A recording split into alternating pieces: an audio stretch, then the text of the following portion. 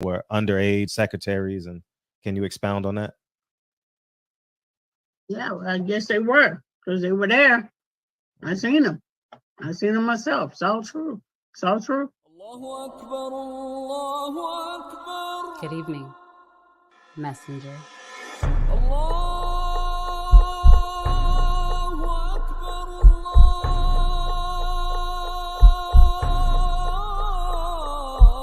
You convinced us that you were the last messenger.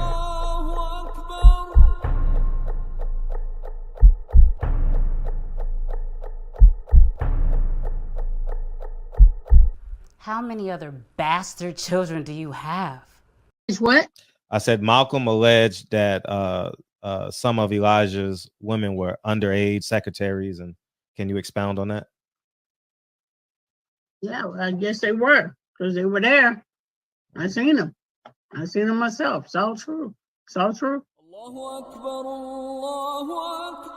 Good evening, messenger.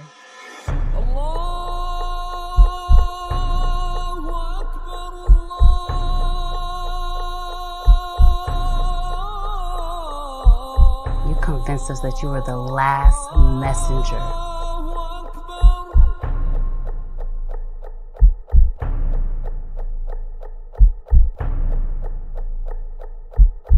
How many other bastard children do you have? It's what? I said Malcolm alleged that some of Elijah's women were underage secretaries, and can you expound on that? Yeah, well, I guess they were, because they were there. I seen them. I seen them myself. It's all true. It's all true. Good evening, messenger.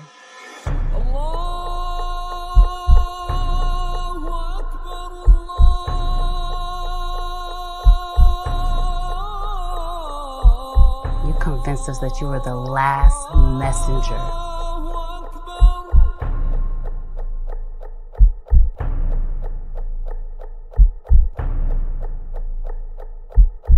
How many other bastard children do you have?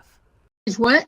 I said Malcolm alleged that some of Elijah's women were underage secretaries, and can you expound on that? Yeah, well, I guess they were, because they were there. I seen them. I seen them myself. It's all true. It's all true. Good evening, messenger.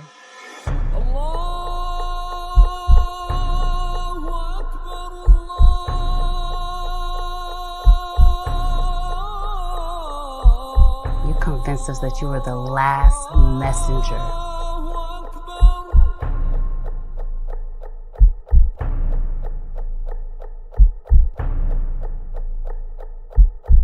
How many other bastard children do you have? It's what? I said Malcolm alleged that some of Elijah's women were underage secretaries, and can you expound on that? Yeah, well, I guess they were, because they were there. I seen them. I seen them myself. It's all true. It's all true. Good evening, messenger.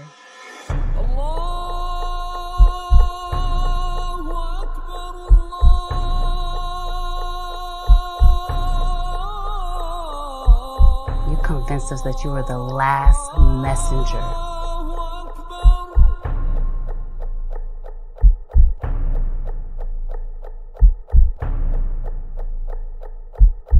How many other bastard children do you have? It's what?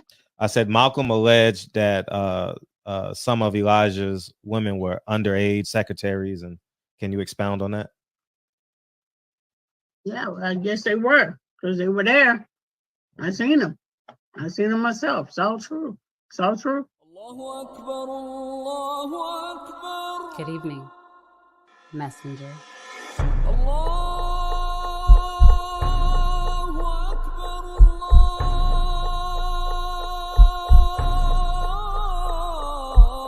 You convinced us that you were the last messenger.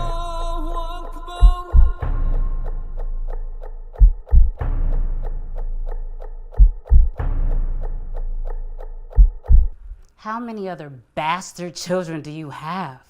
It's what? I said Malcolm alleged that some of Elijah's women were underage secretaries, and can you expound on that? Yeah, well, I guess they were, because they were there. I seen them. I seen them myself. It's all true. It's all true. Good evening, messenger.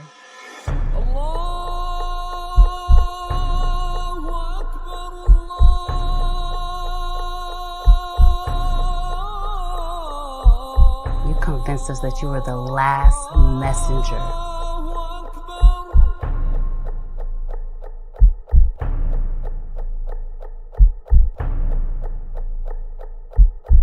How many other bastard children do you have? So many. God damn, he has so many kids, man. God damn. Man, Allah had so many kids, man. The Messiah, Jesus, God in the flesh. Oh, man, what's up, Hot Rod, man? JP, JQ, what it do? Steve Hudson, appreciate you, man. Everybody got a source, and everybody has been wrong, Keno. Everybody has been wrong. God damn, man. I mean, like, for real. Now I understand what Earl Spence is talking about. God damn, dog. Man, everybody got. Now I respect the fact that you don't cite your sources and what have you, but Earl Spence is supposed to have been fighting since September. This fight was supposed to be announced 4th of July weekend. Y'all remember that? Oh, man. Like, they would announce a fight 4th of July weekend and you're with your family. Come on, man. You got to make all this make sense, man. Come on, man. You know, like, oh, man. You know, but attached to that, don't it make you like exhausted from the fight? Like, every day someone is reporting breaking news. The fight is scheduled for November 12th, November 19th, November 20th, November 21st, November 22nd, November 23rd. Oh, man. It's funny, man. Do y'all think y'all really gonna get this fight this year? Oh, man. Y'all think they can promote a fight like that with Deontay Wilder and Tank Davis? I'm just saying, man. What's up, Blue? Like, it's just god damn. Like at some point, we got to start using common sense, y'all. At some point, like, for real. It's September 19th. Canelo fights September. Let's see. I don't know what last Saturday was. It had to be somewhere the 9th or the 10th. So I'm gonna just say the 10th. This Canelo fights on the 17th. September 24th is the next weekend. So it gotta be. So let's hypothetically say it happens next week. That means you're given a fight 7 weeks to promote a fight where they got to pay high salaries. And you got to do a promotional tour. You got to go to New York. You may do something in Texas and invite the people from Nebraska to come down, or you may have to do Nebraska too. And you 100% got to do LA. God, I mean, it is like Jesus freaking Christ.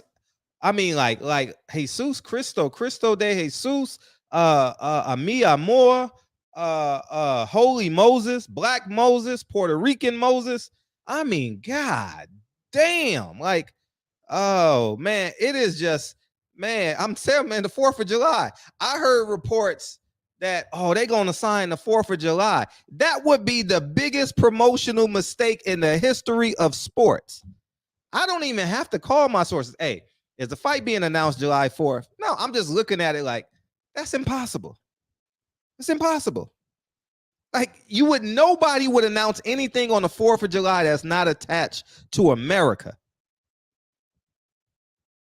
Do you understand what I'm saying?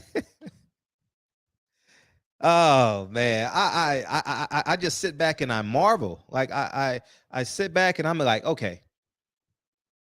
I mean, at some point, common sense got to kick in and be like, how much time if you want a barometer, how many weeks did they use to promote Floyd Mayweather's fights? Just go back. May Cinco de Mayo to September 17th. June, July, August, September. That's 4 months. Oh, why did they need 4 months? They got to build the interest. They got to build the interest. They got to pump it out. They got to feed you. They got to feed you. They got to feed you. They got to feed you. Anything less than that, that means Earl and Terrence Crawford is doing this fight on a discount. That's the only reason. That's the only way. If Earl and Terrence said, man, let's do this fight for $4 million each. Then they're like, fuck it, let's do it tomorrow. Hey, but the bottom line is to this fight, man, Al Heyman is gonna squeeze Terrence Crawford, and he's gonna squeeze him till he pins him in a corner, because he knows when they go to a purse bid for his mandatory, he's only gonna make, I don't know, just over $1 million, maybe. Whoever bids on that. You know, we got a new promoter, Marvin Nation, which is real big out here in LA. Congratulations to them on winning the purse bid, you know, and so they're trying to enter the promotional ranks. You got so many people who try with boxing because there's no rules, you know, there's no guideline. So people with money always want to jump in boxing where it's not it has like no president or vice president. You know, you could sling with the Wild Wild West, like the guy Daniel Canahan, you know, like Jay Prince, like Don King, and the list goes on and on, like Al Heyman, you know, Bob Arum, who said he started his business with $10,000. You know, and how insane is that? Sheesh. Started his promotional company with $10,000 in 1965. Main bouts. And so here we are, waiting on the fight. We got people begging and crawling and asking for a fight. So now, what's the date now? November what? I don't even know what the date is anymore. I'm not clicking on that shit. I'm not clicking on nobody's shit that says I got the skinny on what when Earl Spence and Terrence Crawford fight. I don't believe you. I don't believe none of you niggas. I don't believe you. We need more people. I don't, man. I don't. I haven't seen Earl Spence in the gym. I know he's in the gym, but when you know you got a fight coming, your whole mindset shifts. You know, your whole mindset shifts. Like it's like the stories pick up. Your friends are hanging around with you a little bit more. Your friends are using social media to get they get more confident. So you know when the fight is looming, you can feel it. We done been in this for such a long time. Earl Spence ain't hitting the heavy bag. Derek James ain't running. When's the last time you saw Derek James running? I don't know. I ain't been keeping up on Instagram so much, but I haven't seen it in my YouTube algorithms. You know what I mean? Like I did see people posting Floyd Mayweather took the trash out. Floyd Mayweather is roller skating. Floyd Mayweather is breathing. Floyd Mayweather is walking down the street. I'm like, man, these niggas are sick, man. You know what I mean? Like, that's news. Like, oh man. But anyways, man, you're not a journalist. You know what I mean? You're a vlogger. You know, but that's neither here nor there. But I haven't seen Derek James running in a long time. And you know what that means? His energy, like his focus. I'm not saying he's not running or working out, because Derek James is getting in good shape. But when you start seeing Derek James bravado start jumping off the Instagram screen, when you see Earl Spence, you know, he likes to talk in third person a lot, and he likes to send cryptic messages and emojis. You ain't seen no emojis from Earl Spence in how long? We ain't seen no emojis. Earl ain't got no fight. If it ain't no emojis coming from Earl, it ain't no fight. I ain't seen no big fish. I ain't seen no man down. I ain't seen strap season. I ain't seen blame Bob. I ain't seen blame Al Heyman. I ain't seen none of that shit. ain't seen none of that shit. So why are we promote? I mean, like, but here's the skinny on it, man.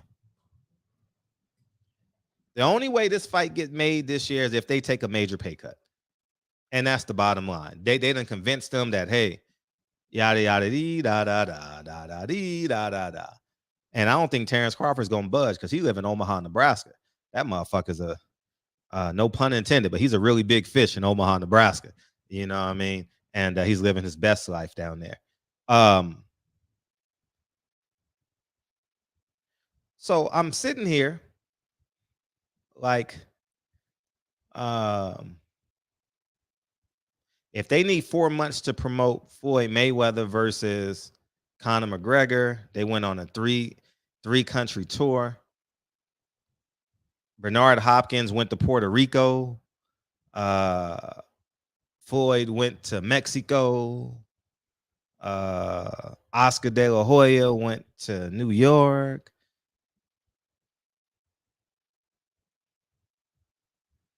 Don't you think like they need time? I'm just asking.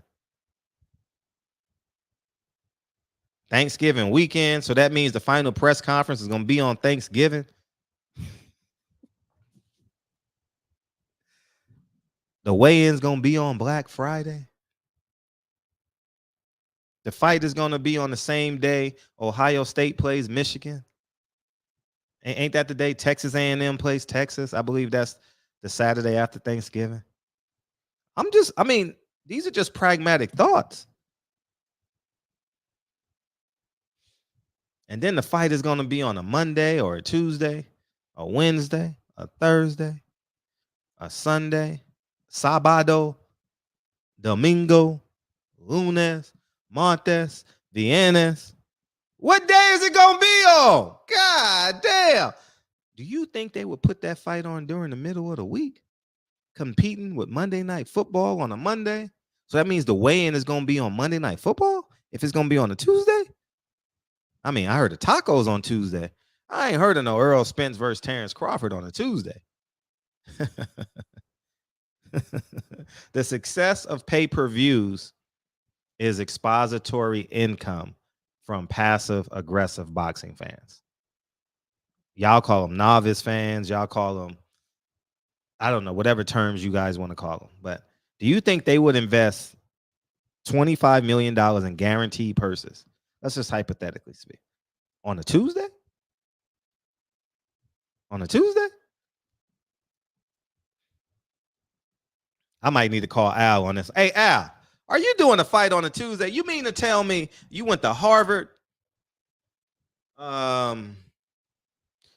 You only working on one network, which only does big events on a Saturday. I've never seen Fox do a big event on a Tuesday. You got Super Bowl Sunday. So you mean they failed with Tank on Sunday competing against the NFL. So they say, fuck it. You know what we can do? We can do it on a Monday and go against Monday Night Football. Man, you got to make this shit make sense sometimes, man. You know what I mean? What's up, DS? What's up, Brad? You got to make this make sense, man. And I just sit back and I just be like, well, I guess so, man. Anyways, man. Let me bring y'all in, man, if you guys want to come in, man. And what else? Anthony Joshua, I think they still, matter of fact, I know they're miles away from making this fight. It sounds good on paper. ESPN is reporting it, but they got to the World Cup is on that day, the 3rd and the 4th or something like that. I don't know, but it's big over there. I've never heard of it, you know, but so they got to manage that if they want to do that simultaneously. But Anthony Joshua has agreed. Now here's my take on this. Feel free to beam in if you like. If they made Anthony Joshua and Tyson Fury have agreed to have verbally agreed to fight. Listen to this.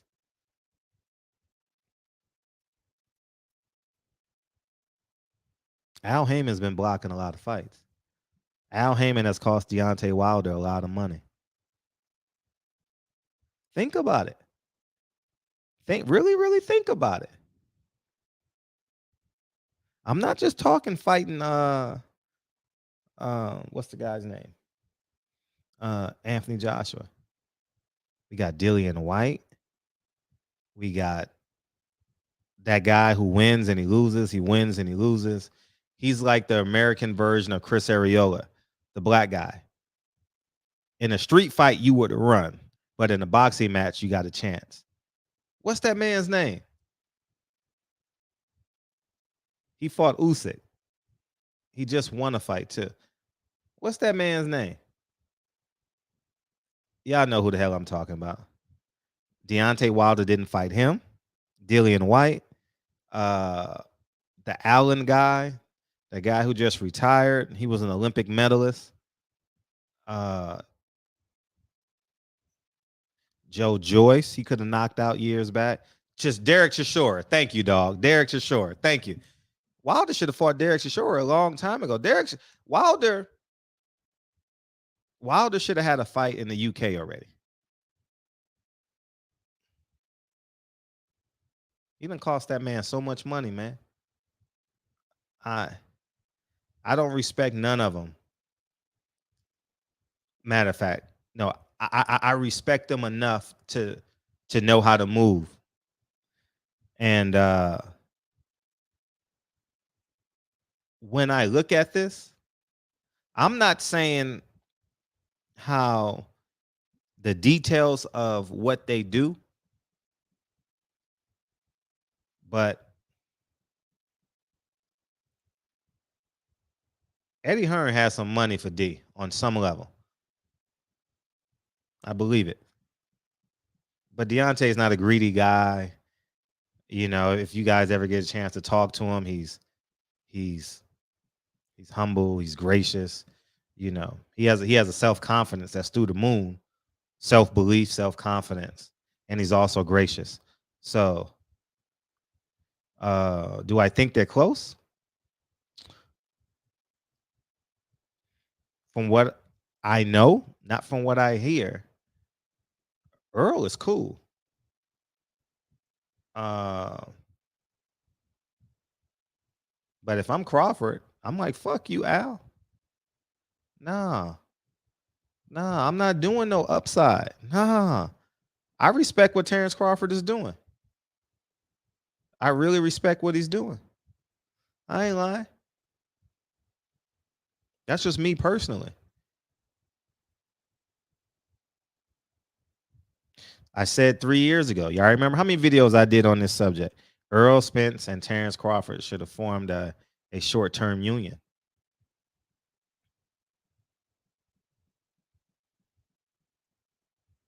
There's more than one outfit that can put on this fight.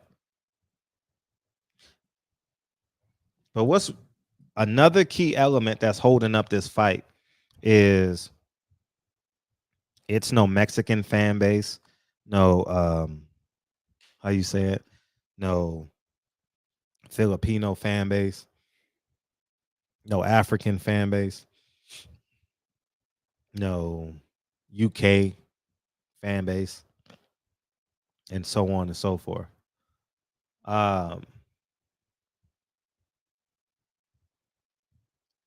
They don't have faith in your black ass.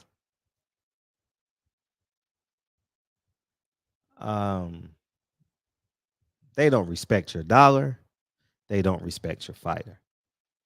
And this is Al Heyman included, the big four. They don't respect your dollar. Why do you think Al Heyman never puts a big-time black fighter versus another big-time black fighter in the ring?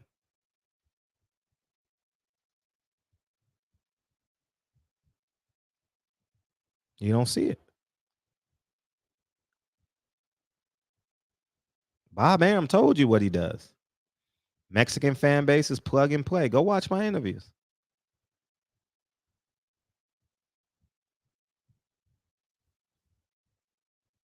Let me open up these phone lines in case someone want to beam in, holler at your boy. It is I respect Terrence Crawford. I do. I really do. For telling Al, no, you got to come harder. You got to come better. Terrence Crawford is rich. Al Heyman is not the 2019 Al Heyman financially as it pertains to boxing. I do believe Al Heyman is richer than he's ever been in his life, though. I definitely believe that. If the fight is November 26th, Al and Terrence and Earl took a major pay cut. Hey, what's up? What's up? What's happening, Fred, man? What's going down, man? Keep talking about this fight, man. I'm just making sure you're driving safe. Oh, I'm good, man. All right. I'm good. Cool. I think this fight might be a victim of the economy itself now. Where we at? Did you see the CPI number prints that they had today? No, I didn't. Yeah, the interest inflation is like 8% now, which is at record. So with interest rate, with the inflation rate going up that high, and a lot of these companies, which I don't know if people know, like the big mega tech is always growing, and they throw money at it, like growth, like it's no tomorrow. And what they've done is they've stopped all the third party people that they have. A lot of those contracts, they cancel them early because they're not investing in that. The market, they kind of cancel that early. So I'm bringing that up to say tech grows at those money at growth like there's no tomorrow. They're starting to shrink their growth, the amount of money they're putting into that. So if they're doing that, now you got the network starting to shrink. Like people, the stability of people throwing away money just to invest it for the future, that's kind of shrinking. So the networks and everybody is shrinking how much money they're putting towards things without a guarantee that they're going to make a return. So I think this particular fight and all the fights in general, they're going to be tight, these networks. Because all those budgets are kind of shrinking them. The layoffs are happening. Things are happening that maybe it don't affect us personally, but it's affecting the entire economy, and this might be a victim of it. Because these budgets are part of mega budgets, and they're a small percentage of that particular network. So they got to squeeze everything down. So they're going to have to squeeze everything down. You might be a victim of the actual economy itself, because it's just not good. And another thing that's happening, which hopefully it doesn't happen, the railroads. I don't know if you heard about this. By Friday, if they don't come up to an agreement, I think it's CSX, which is like the major railroads, they're going to go on strike. If they go on strike, that's 30% of the U.S. economy that'll be halted, which will cost like $2 billion a day. So there's a lot of pressure economically going on right now that has an effect on all of these other things that we just don't pay attention to. So I think we have to put that into play too. Now, how much it plays on this particular fight, I don't know. I would imagine it has something to do with it. I wouldn't say it has everything to do with it, but I would think that would have something to do with it, with the economy and the things that are going on. That stuff affects everything, because that's all extra money. You know, we started talking about flights and people flying places and booking tickets, paying for pay-per-view and all of that stuff. That's all extra money. But that's my call for that. I just wanted to say that, man. I think we just got to pay attention to the other part of it, too. The number part from not just Showtime, not just for the promoters, but where the promoters getting their money from. They're getting money from the networks. The networks, their budgets are constricting. They're getting tighter. And then the fighters have a number that they're not willing to go below, and which they shouldn't. But it's just a part of where we're at right now, because it took so long for them to mature this fight. That's just the environment that we're in right now. Okay, makes sense. It's practical. Yeah, it's just the environment. Now, how much it does, I don't know how far it takes them. Mature this fight. That's just the environment that we're in right now. Oh shit! Did I kick you off? Yeah. No, my bad. I kicked you off by accident, dog. Hey, what's up? Hey, what's up now? This is Jerry from Baltimore. I know. What's up?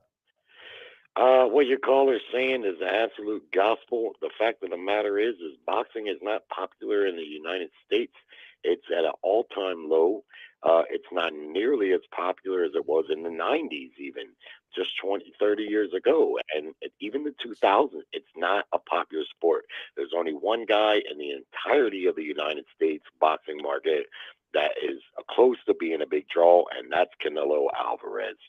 Tank Davis draws little regional crowds. He does well, but he's nowhere near the scale of Alvarez. And even Alvarez in this upcoming fight, because Dazin has no platform for advertising. That's something that they may have overlooked in the grand scheme of things, because ESPN is not advertising this fight. Of course, Showtime's not, because they're not airing it either. And Dazin, because they're subscription based, they don't really have an advertising platform for this fight. So this should be a big fight coming this weekend. I don't know now, because it's gotten very little hype. But my main point is with Bud Crawford and Errol Spence, there's nothing there, especially from Crawford's looking at Crawford, to expect that any promoter is going to want to invest. They're not going to invest. They don't give a fuck how good the fight is or how much the fans, boxing fans, want to see it. They care about what they can make. And I think they'd be willing to make a reasonable profit on the fight. But I think between the fighters' purses, at least from what I can tell, between the fighters' purses and the track record of the pay-per-view sales of especially Crawford, right there, they don't see where they're going to get a return on the money. And it sucks for hardcore boxing fans like us, but that's just the simple reality of it. Well, I'll say this. Tank Davis had 19,000 people in New York, Memorial Day weekend. I'm assuming Canelo will probably do 15,000 people and may do 500,000 buys. So the interest is there for people. And the people that didn't have the money wasn't gonna go to this fight anyway. I believe you're dealing with a percentage of people that want to go out and make it an event. I think that there is a percentage, but I think it's smaller than what people think. That will go out and support this fight. Talking about Golovkin and Canelo. No, I'm talking about Spence and Crawford, because if okay, well, I'll hold my opinion for Sunday, because we'll go over the attendance. If you don't mind, shoot a comment in the comment section to remind me to look at the attendance for Triple G and Canelo, and that will give us a great barometer as to as opposed to us speculating. We'll use him as the barometer.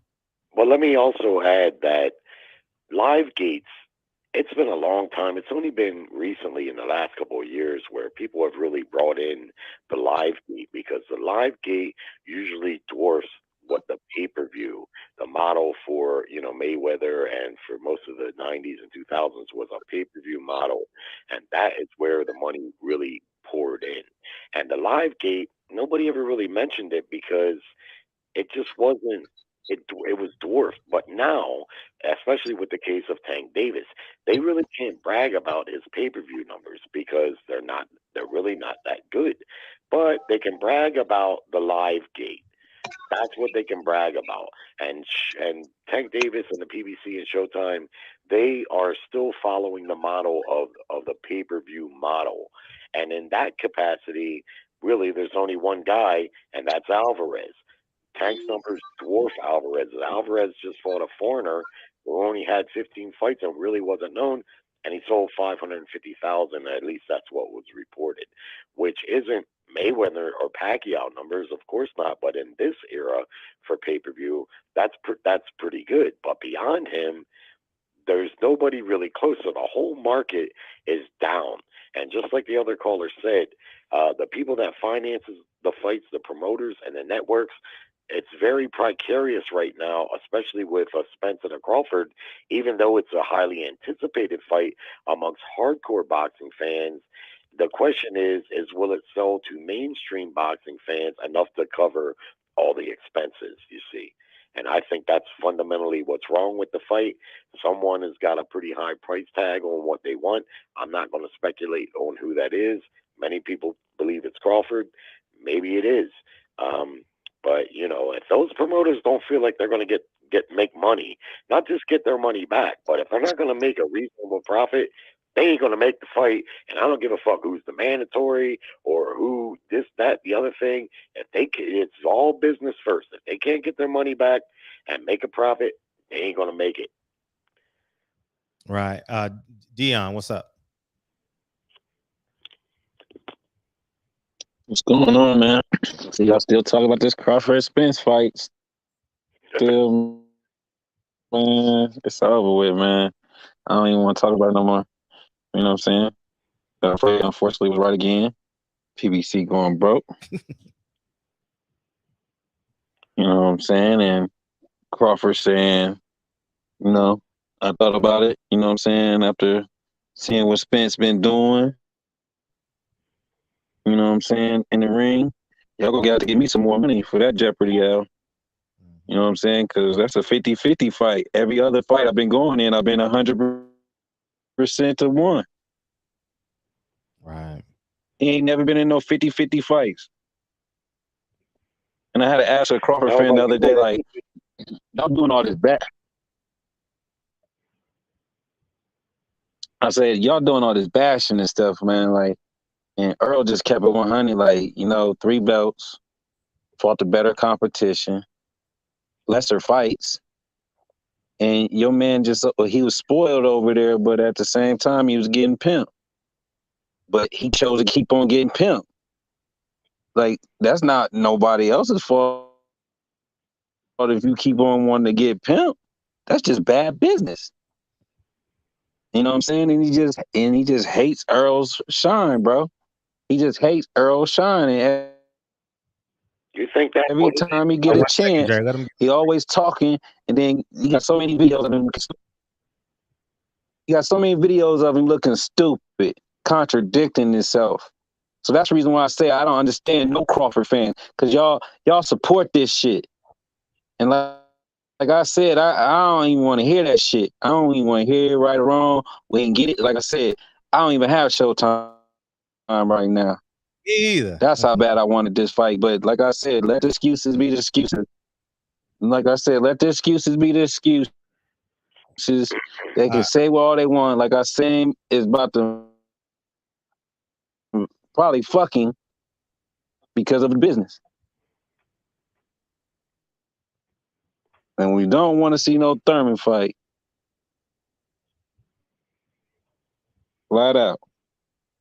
All right, go ahead, Al. That's Jerry, just my opinion. No, you got somebody on. Jerry. I got you, dog. Yep. Great points from everybody, especially what Jerry was talking about in the first caller that mentioned the state of the economy right now, and that kind of plays to what we spoke about earlier, Fred. A lot of these cats, they expect to get paid X amount of dollars, but you really not a draw. You know, in this business, the powers that be, those that finance the fight and put up their dollar, they look for a return on their investment. If you cannot guarantee them a return on their investment, then they don't give a fuck about nothing, because that money talk. It talk louder than anything. And people always say, well, PBC can't come up with X amount of dollars for Earl Spence and Crawford, but they was able to come up with X amount of dollars for Canelo out the sky. Well, one thing you dumb fucks got to realize is Canelo sells. I don't care what y'all want to say, he a drug cheat or whatever. He sells. Money talks. Just like all them YouTubers that coming on. Man, them niggas is selling, man. If you want to be a part of this boxing game, you have to be a star. You have to be a mega star, because like Jerry said, man, boxing is a dying sport in America, man. It's not really It's not boxing of the 80s or the 70s, man. It's too much other stuff to do, man. We got football, basketball, college football. We got amusement park, theme park, man. We got everything you could do in this place in America. If you not an Hey, attraction, round man, top. yeah. But whose fault is that, man? The fighters don't want to fight each other either. And it's their fault. These niggas is trying to protect the O. Like, man, these dudes are so delusional, a lot of them, when it comes down to, everybody want to say they're a Hall of Fame fighter, they're a legacy fighter. But what have you cemented into your legacy to be deemed such, to be honorable mention in that category? What have you done? These niggas is trying to protect the O. Man, we living in one of the best welterweight eras in a long time, man. This is a great welterweight era in the last 5-10 years, especially these dudes right now.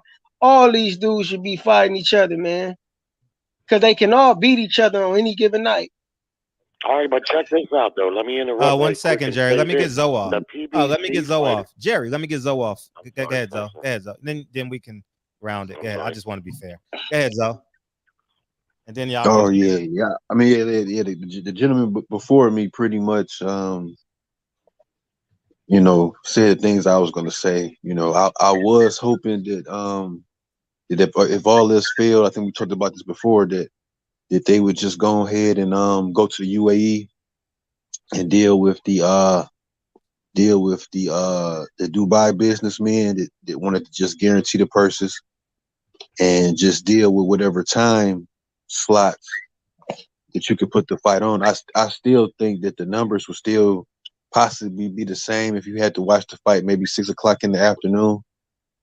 I think once you get off into the football season, if Errol does take a fight, a fight in November with somebody, I think the fight maybe it's like April at this point. I just think that, Bud, he painted himself into a situation. We talked about this before. At the end of the day, it's about numbers. It's not about feelings. It's not about what you think. It's all about numbers.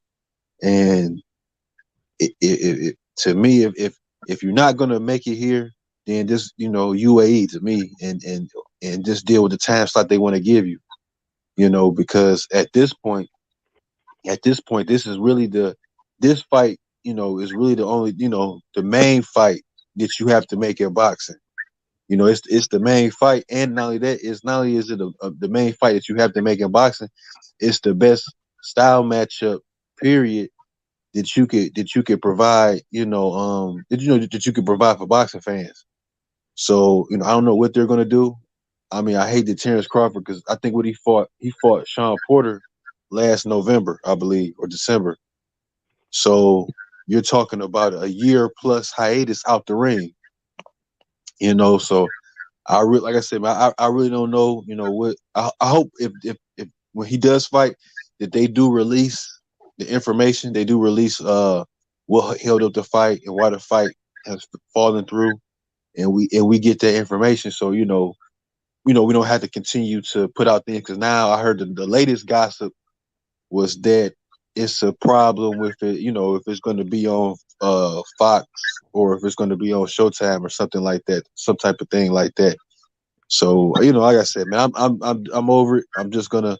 I do hope that we can see Errol, in November. I will look forward to that. But you know what I'm saying? I'm a Bud fan, but I just, now that everything's coming to light, I'm not really liking some of the things that I'm seeing Bud do. But it is what it is, man. I ain't gonna take up too much more time talking. Go ahead, Jerry. And y'all can just go ahead and talk. Go ahead, Jerry. One thing we all got to keep in mind, and throughout the build-up of this fight potentially happening and not happening, is people are picking sides a little bit personally, in that you hear people say, well, Bud is ducking, or Spence is that. Nah, man, these guys have been fighting since they were little kids. Mm-hmm. They're probably the top 2 pound-for-pound fighters in the sport. They're highly competitive dudes. They ain't ducking each other, man.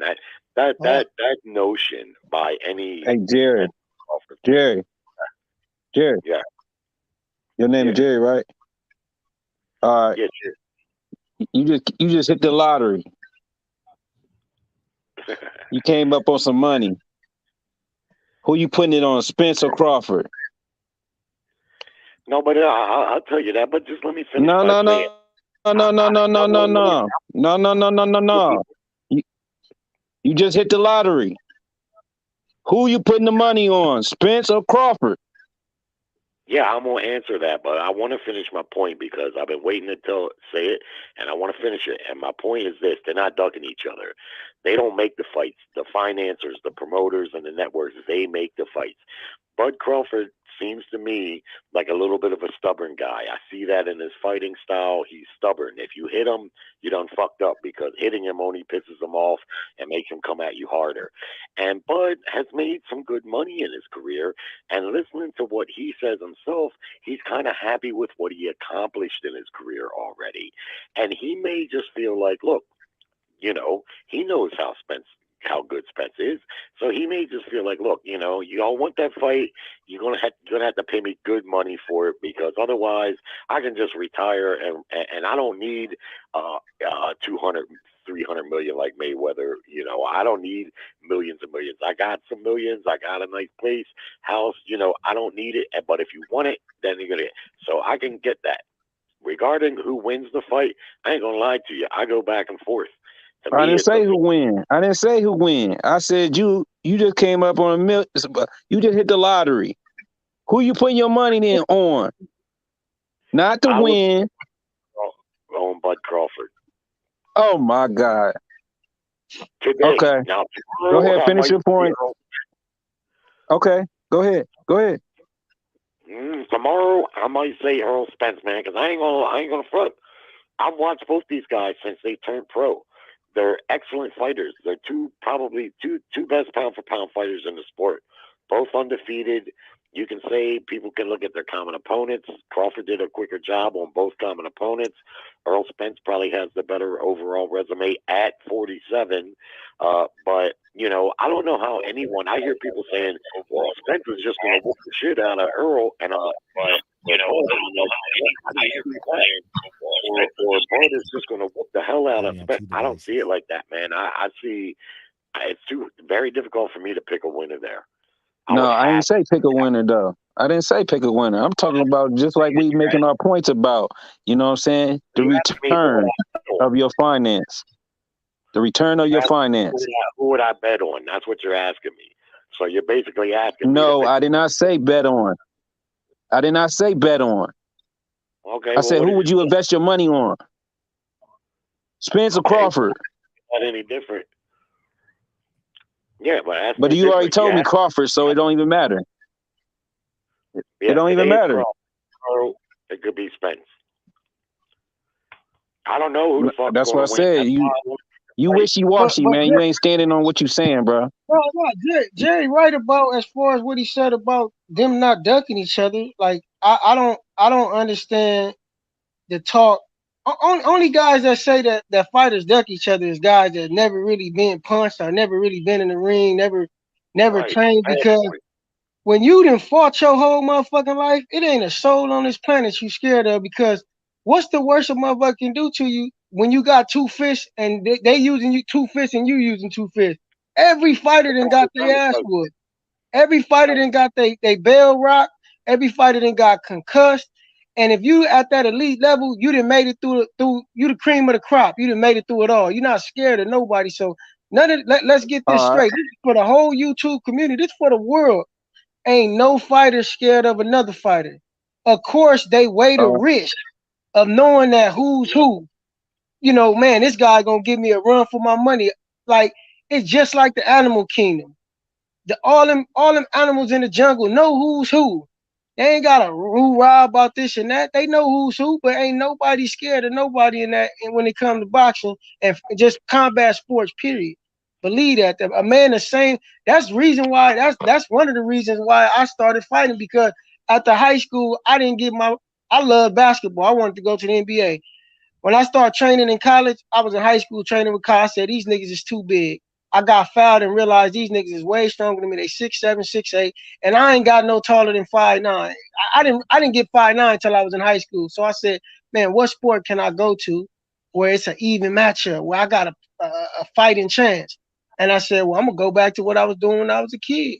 What my dad showed me how to do, what I loved at birth, was to fight. And I said, oh man, I can fight somebody my size, my weight. Oh, bring it on.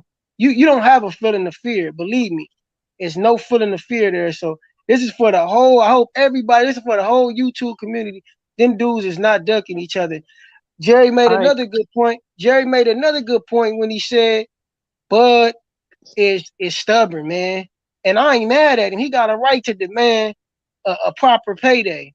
You know, they trying to squeeze that brother. And I ain't mad at him for holding up the fight because he deserved every penny, because really what they trying to do is they trying to play him for a sucker. He ain't getting no terms. Ain't none of the terms on favoring him. And this goes to show in the boxing world, I don't give a fuck who you is. You need representation, and your representation gotta be backed by money.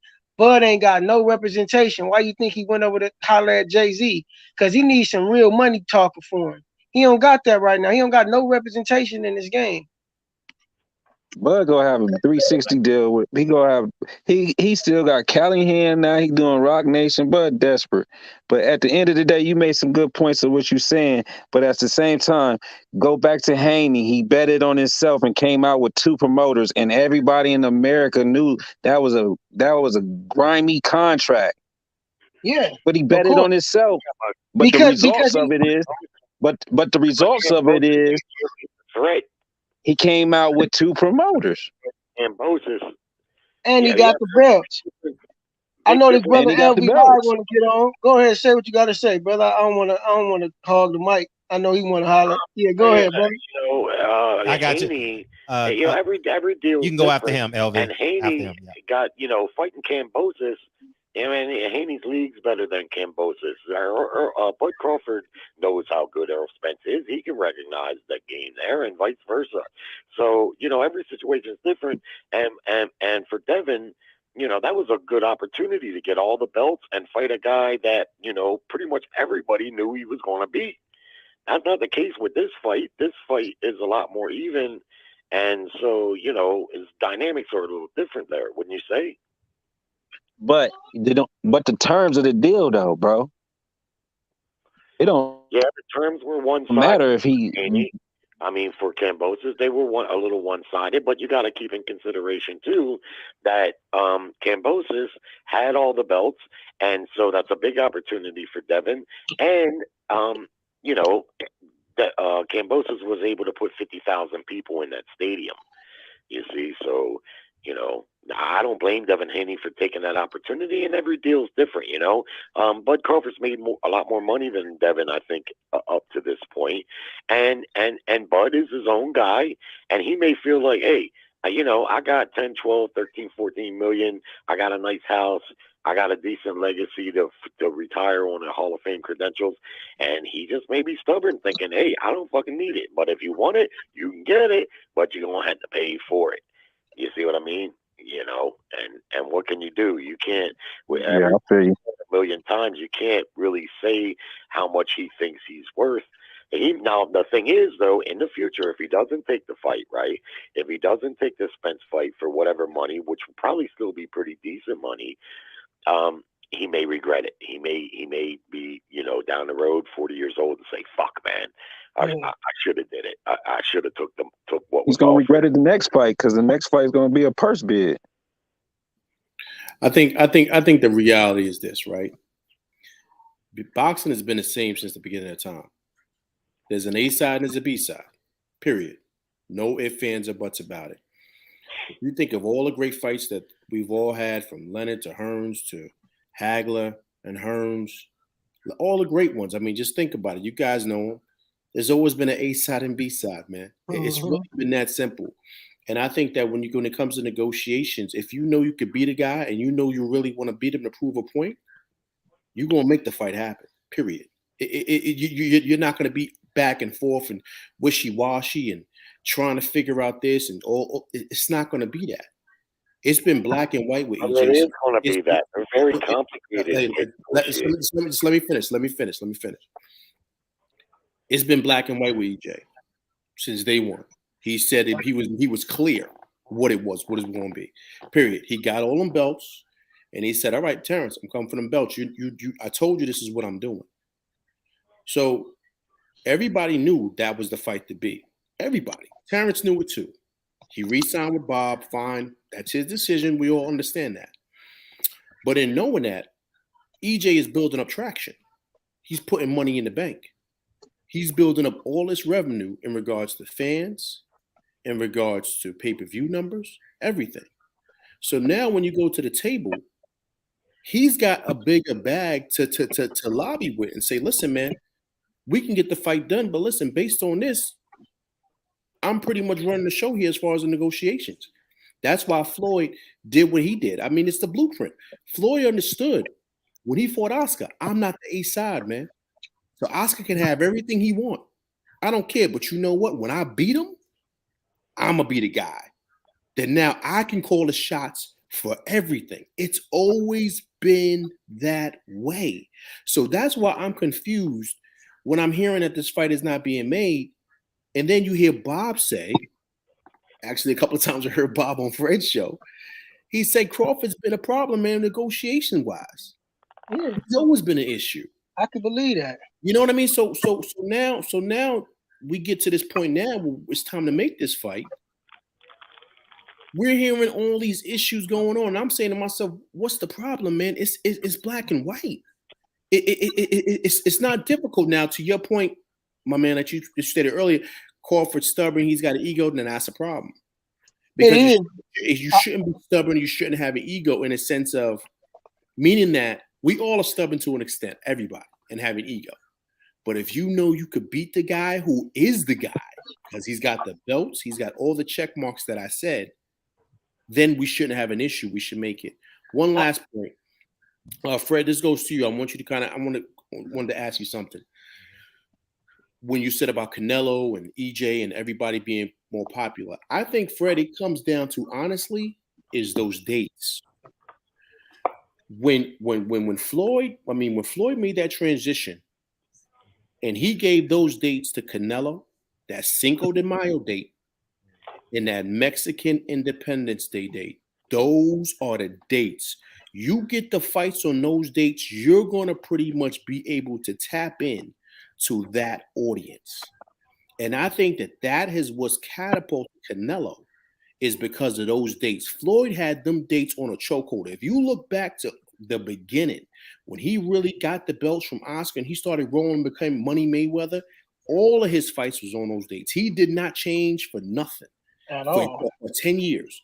So my thing, I'm talking about a top fighter now.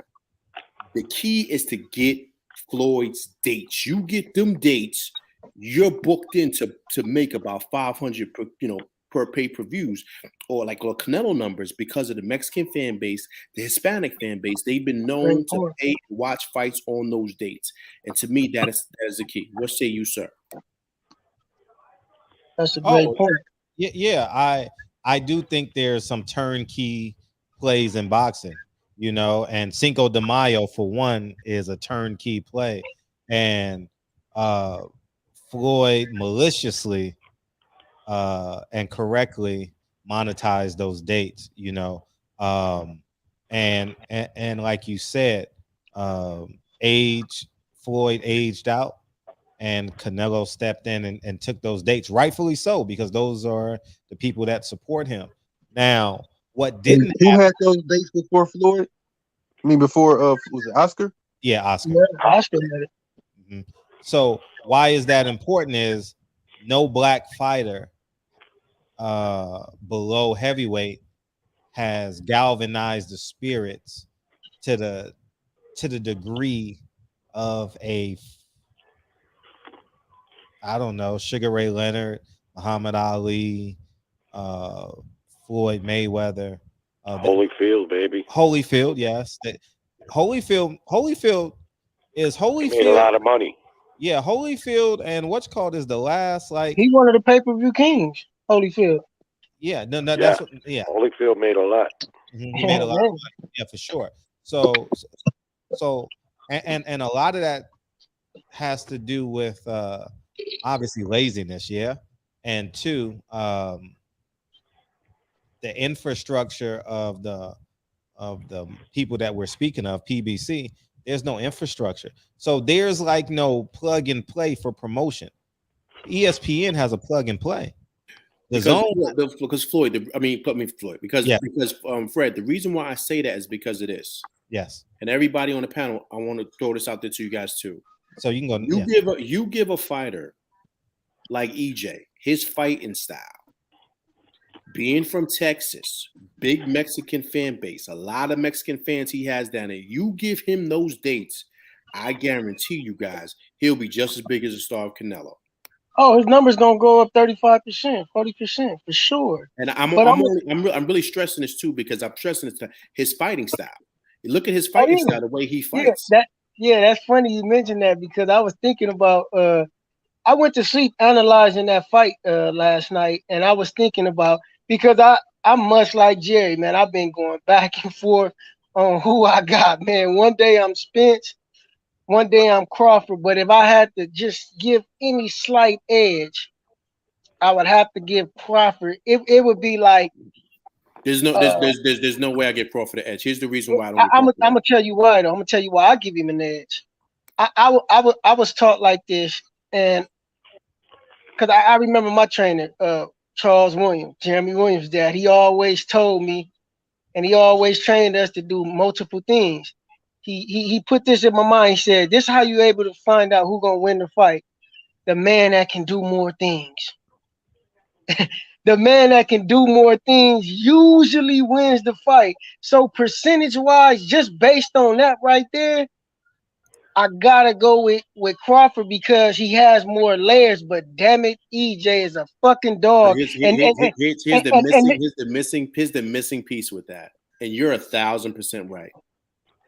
The missing piece is, as a fighter, as you guys know, is this. And inside. Oh, definitely. Crawford is too much of an emotional fighter to get in there with a guy like him. See, styles make fights. You guys know this, and you're a fighter, so you understand that. The way EJ fights, Floyd said it. He said sometimes in some fights, you got to jab. You got to keep your distance. But in his words, he said, but sometimes you just got to fight a motherfucker. Hey, and I'm glad, man. You touching on exactly what I was thinking last night.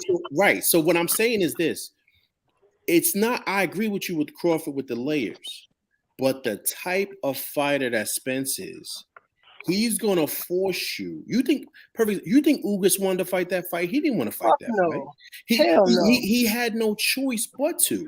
And so what I'm saying is, being that Crawford's an emotional guy, we all say this. He's going to get in the ring with a guy that's going to really put him to the test of if he can really be a patient guy and be a Floyd and say, I don't care what happens, I'm sticking to my game plan. That's not going to happen.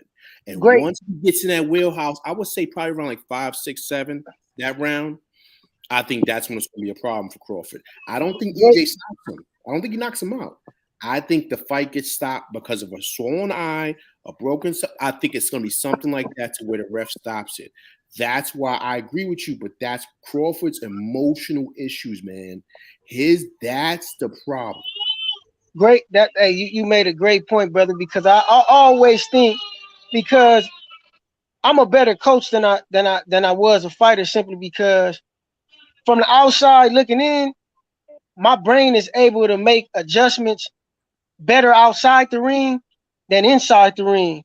Like, and I'm from seeing it on the outside, I'm a lot better. I'm great inside the ring when I'm on and I'm in shape, but as a coach, I'm 1,000% better. And I always, in order for me to be able to guide a man to beat another opponent, I gotta be able to understand how could I be able to beat him. So I went to sleep last night thinking, how the fuck would I be able to beat EJ? Because I do not want to fight this nigga 12 rounds on the inside. But guess what? I'll be a fool not to take the fight right there. Because no matter what, I would be expending energy trying to bounce around that ring, walk around that ring when EJ is going to walk my ass down. No, I need to be ready to fight a war of will and a war of attrition, because that's what it comes down to with EJ. And that's what makes EJ so damn good, because his style alone, I'm going to tell you something. I'm going to ask you this, brother. I'm going to say this. I'm going to let you hop right back in. Who said that? You're exactly right. Who said that? Bozie Ennis said it. Bozie Ennis said the same thing. He said, you know what? If Jerome fight EJ, we gonna fight his fight. We ain't running from possession. We gonna fight. You got to, man. Because you gotta the only way you stop a bully from hitting you, you gotta hit him back. You gotta meet fire with fire. And EJ has shown that he's been in the ring with a multitude of styles, and he's shown that everybody got that punishment. Nobody was exempt. Nigga, he gave Floyd that punishment. Let's understand this. He gave Floyd that punishment. Hey. So watch this. If you look at EJ's style, how does EJ hold his hands? He fights behind a high guard. You cannot box a high guard. You will punch yourself out. What are you going to hit? You're going to have to fight a guy on the inside, because the only way in which you're going to be able to hit him clean and flush is short and choppy punches. But you're going to have to get inside of him, because he got a hell of a jab. So if I was to fight EJ, I'm training my ass off like never before, and I'm pushing my punching power through the roof, because I'm about to make sure every punch I hit this nigga with, I'm trying to knock him down. This is the only way. So that's the key right there. Go ahead, Dion. But you said a good point. Choppy, short punches. But Crawford got long arms. He ain't gonna be able to do that. No. He has punch variation like a motherfucker. He can punch from every distance. But I will say that he got some sniper shit in him. You know what I'm saying? His sniper shit, right? That's it. Sniping. But it's just go back just like Earl and Bud used to argue about who hit. Like Bud said, I finished him, and Spence said I hit him harder. Who hit the hardest? You know what I'm saying? Like, think about it. I just don't think by Bud getting hurt by Gamboa and all them, EJ hit too hard, man. But check this out. Where Earl coming forward the way he does, he puts steady and consistent pressure. Bud style is more of a sniper. And you seen when he fought Jose Benavidez. Benavidez was tall, he had long arms, he's a tricky fighter, and at 147 he had good size on him. He gave Bud some problems here and there. But look what happened. In the last round, with just a few seconds left, he got complacent for 1 second, and bang. I love that comparison, but that's tough to say, man, because but let me finish by saying forward aggression is great when you got an opponent that can't give you something to think about and to stop you from coming forward like that. Now, Earl is very strong at 147, so there really hasn't been too many guys been able to really match him on physical strength. Kell Brook was able to do it until he got stopped. He was given as good as he was getting, and he was catching Earl with good shots, but Earl's got a great chin. But Bud is a sniper. He's not just going to stand there and let Earl Spence pound on him like others have. Yeah, man. I mean, I hear that, but the only issue I have with that is one thing you stated, which was right on point. They're weight classes for a reason, man. Their sizes for a reason. Danny even said it. He said getting in there with Errol's like getting in there with a middleweight.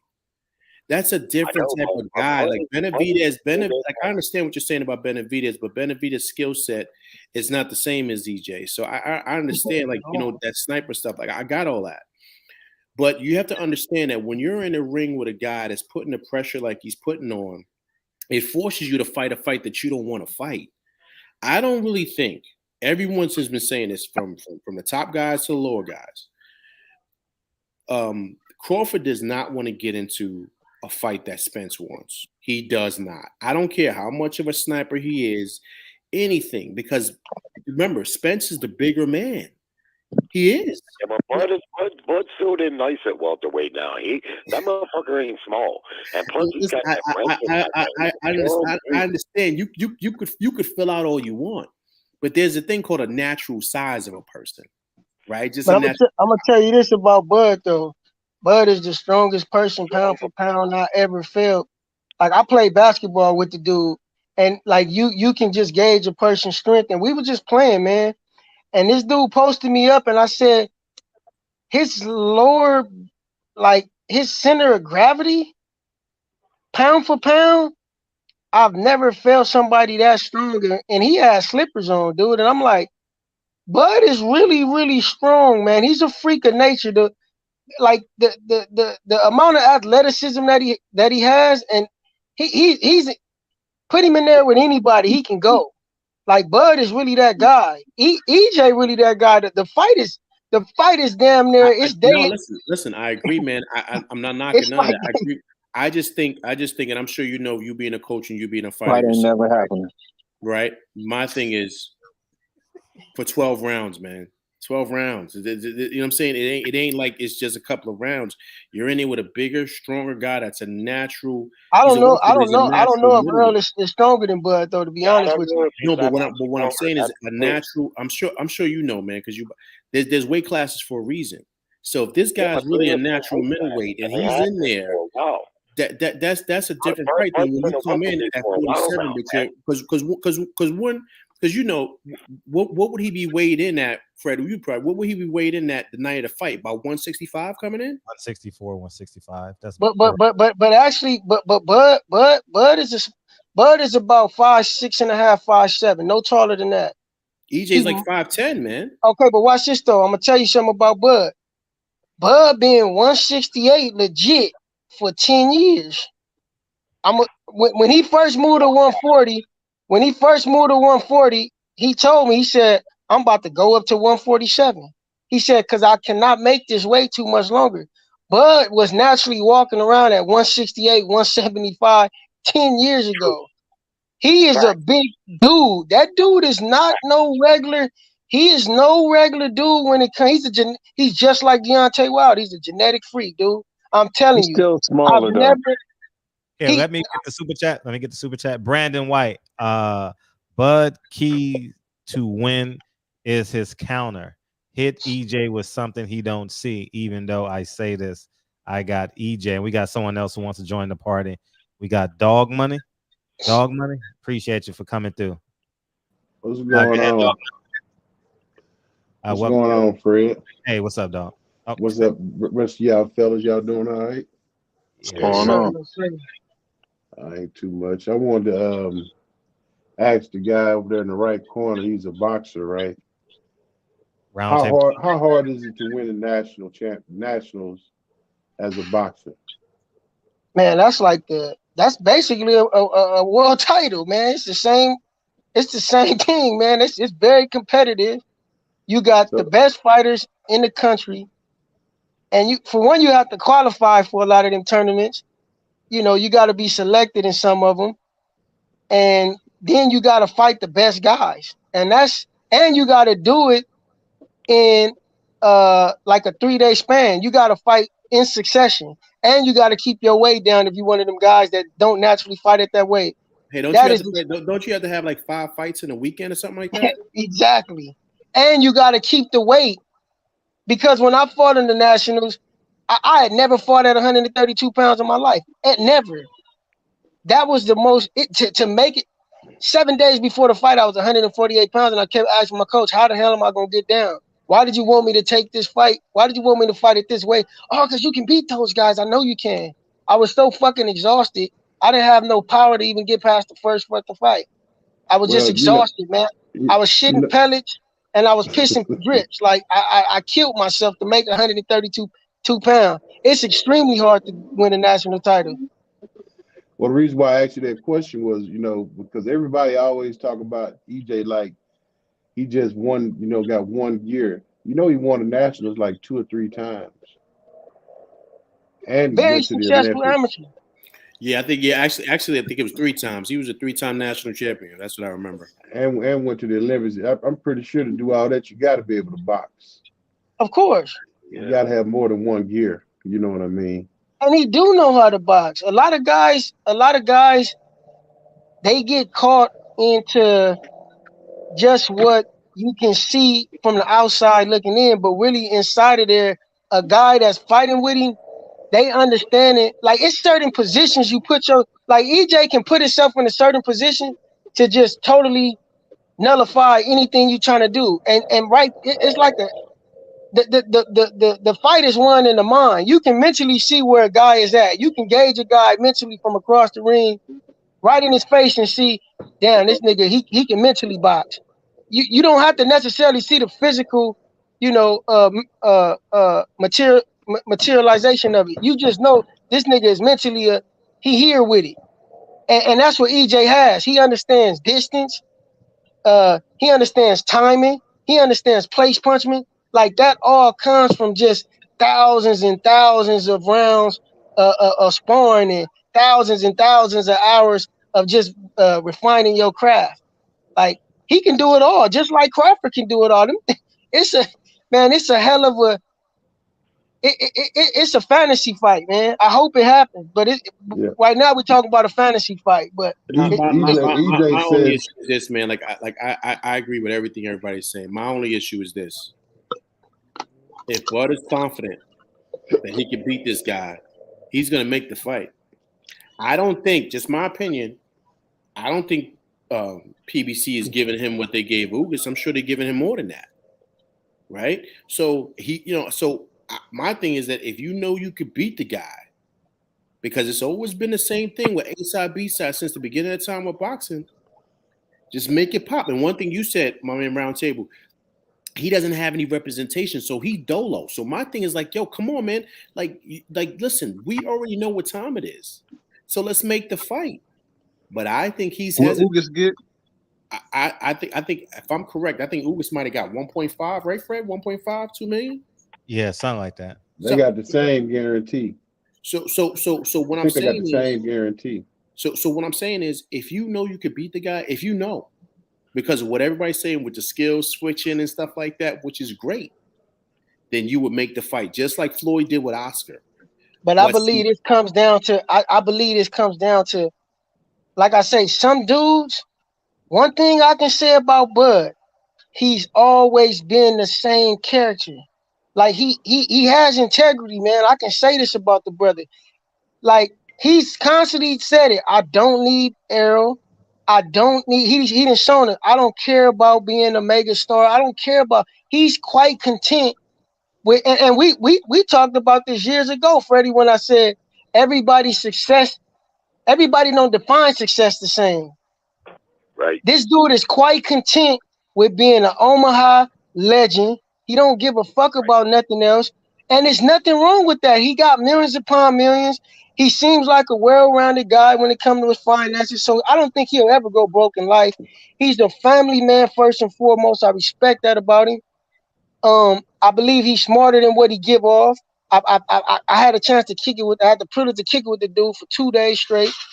I delved into his character. We talked on some deep shit, some man-to-man shit, and I respect the brother. He like a everyday around the way brother, and he's shown consistently that, man, I don't give a fuck about y'all. I don't give a fuck about your opinion about me. I respect a man like that. He not gonna budge on his word or his integrity for no amount of money. So I'm gonna judge a man on what he's shown me and what he's proven to be. And Crawford ain't never been a fraud in my eyes. How you gonna give me what you ain't got though?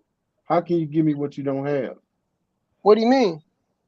What I mean by that, you must be talking about 140 or something, bro. No, I know what I'm saying. If the fight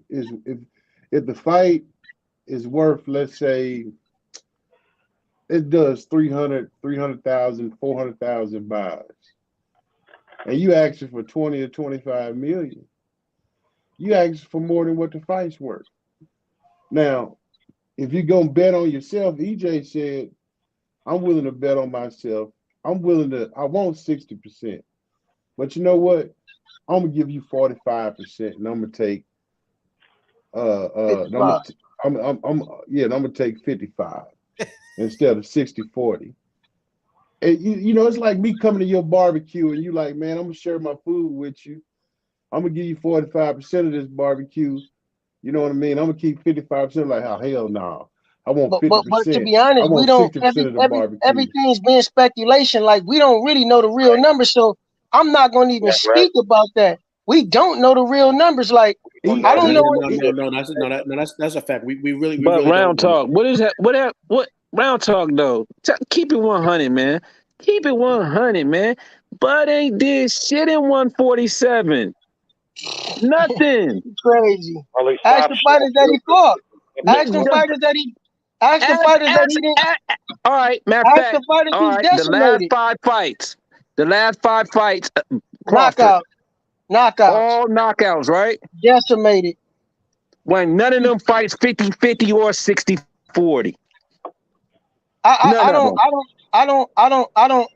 don't really get into like I don't have a side like I don't have a side. I don't have a side of man. I love EJ equally as much as I love Crawford because they both really good dudes and they both great fighters. Like I understand that the fight is not being made because of the business aspect of it. Like these niggas are roll for free. Like, tell me, do you feel like EJ is offering the guy a deal? I believe in good faith that EJ is doing the best he could possibly do. I believe that. I believe that EJ wants to fight. I think they both want to fight. Do you feel like Crawford I think they both want to fight. But honestly, I think you said it best, Round Table. Bud, believe it or not, I think he has a mindset like I could take it or leave it. He said it numerous times. Man, why don't nobody believe? Why do people keep going with personal narratives? Like I'm gonna believe what the horse tell me. Right. So if I take him to the well and he don't drink, nigga, I'm not making him drink no more. He don't want to drink. Right. So that's what I'm saying. So I think that because he's made it clear, like.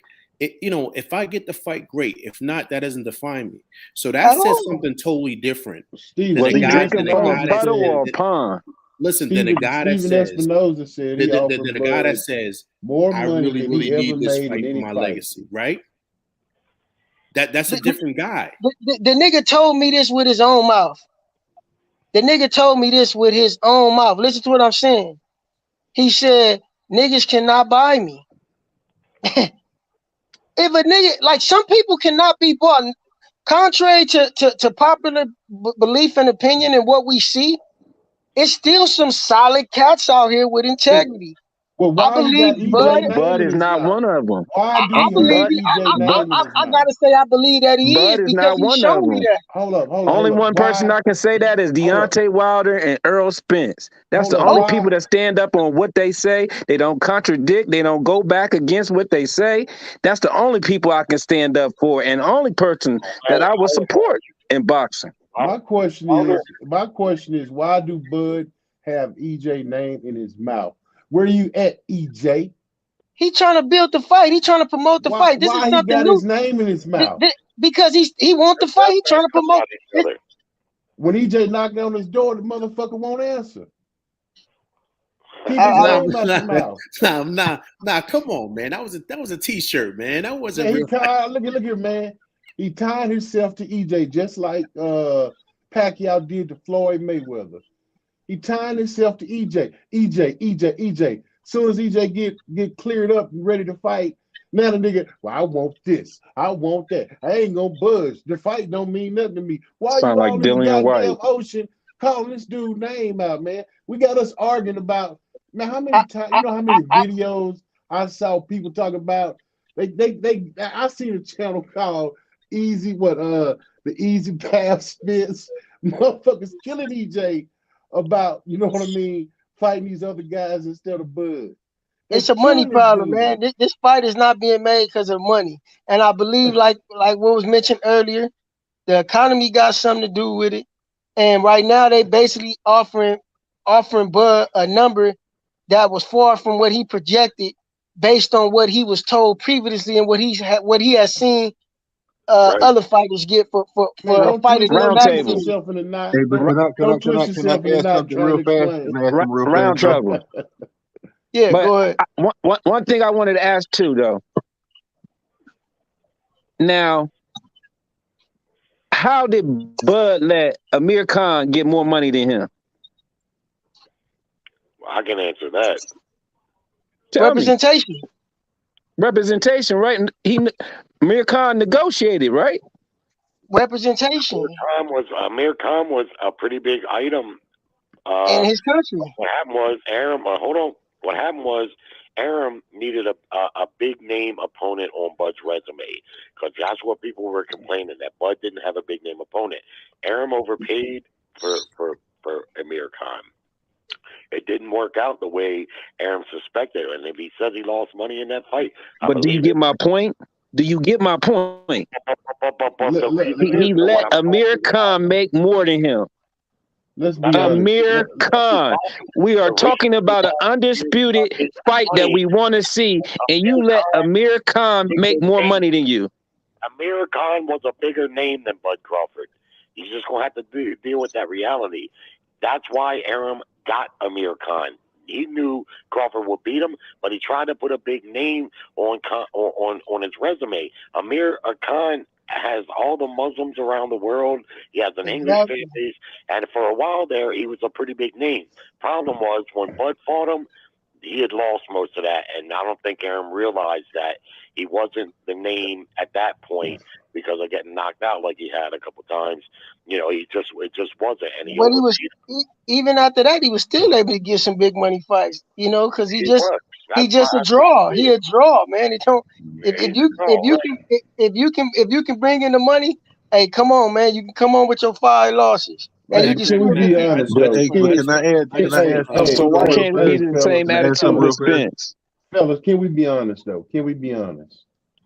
If EJ don't stick his hand out for this, EJ is doing this dude a favor. And he's shitting on EJ right now. He's doing him a favor. If EJ walks away from this thing, because what I'm hearing here in Dallas is EJ fighting. Whether it's Bud, whoever, I'm hearing EJ fighting. You know what I mean? He doing this dude a favor. If this fight don't go through, man, Bud might as well put his glove. Hey, who he gonna fight? He gonna fight Jamel. Jamel not gonna fight him. I think my only issue with one of the many issues I have with Bud, I think he's a great fighter, but I think that he was willing to take a whole lot of less money just to fight Pacquiao.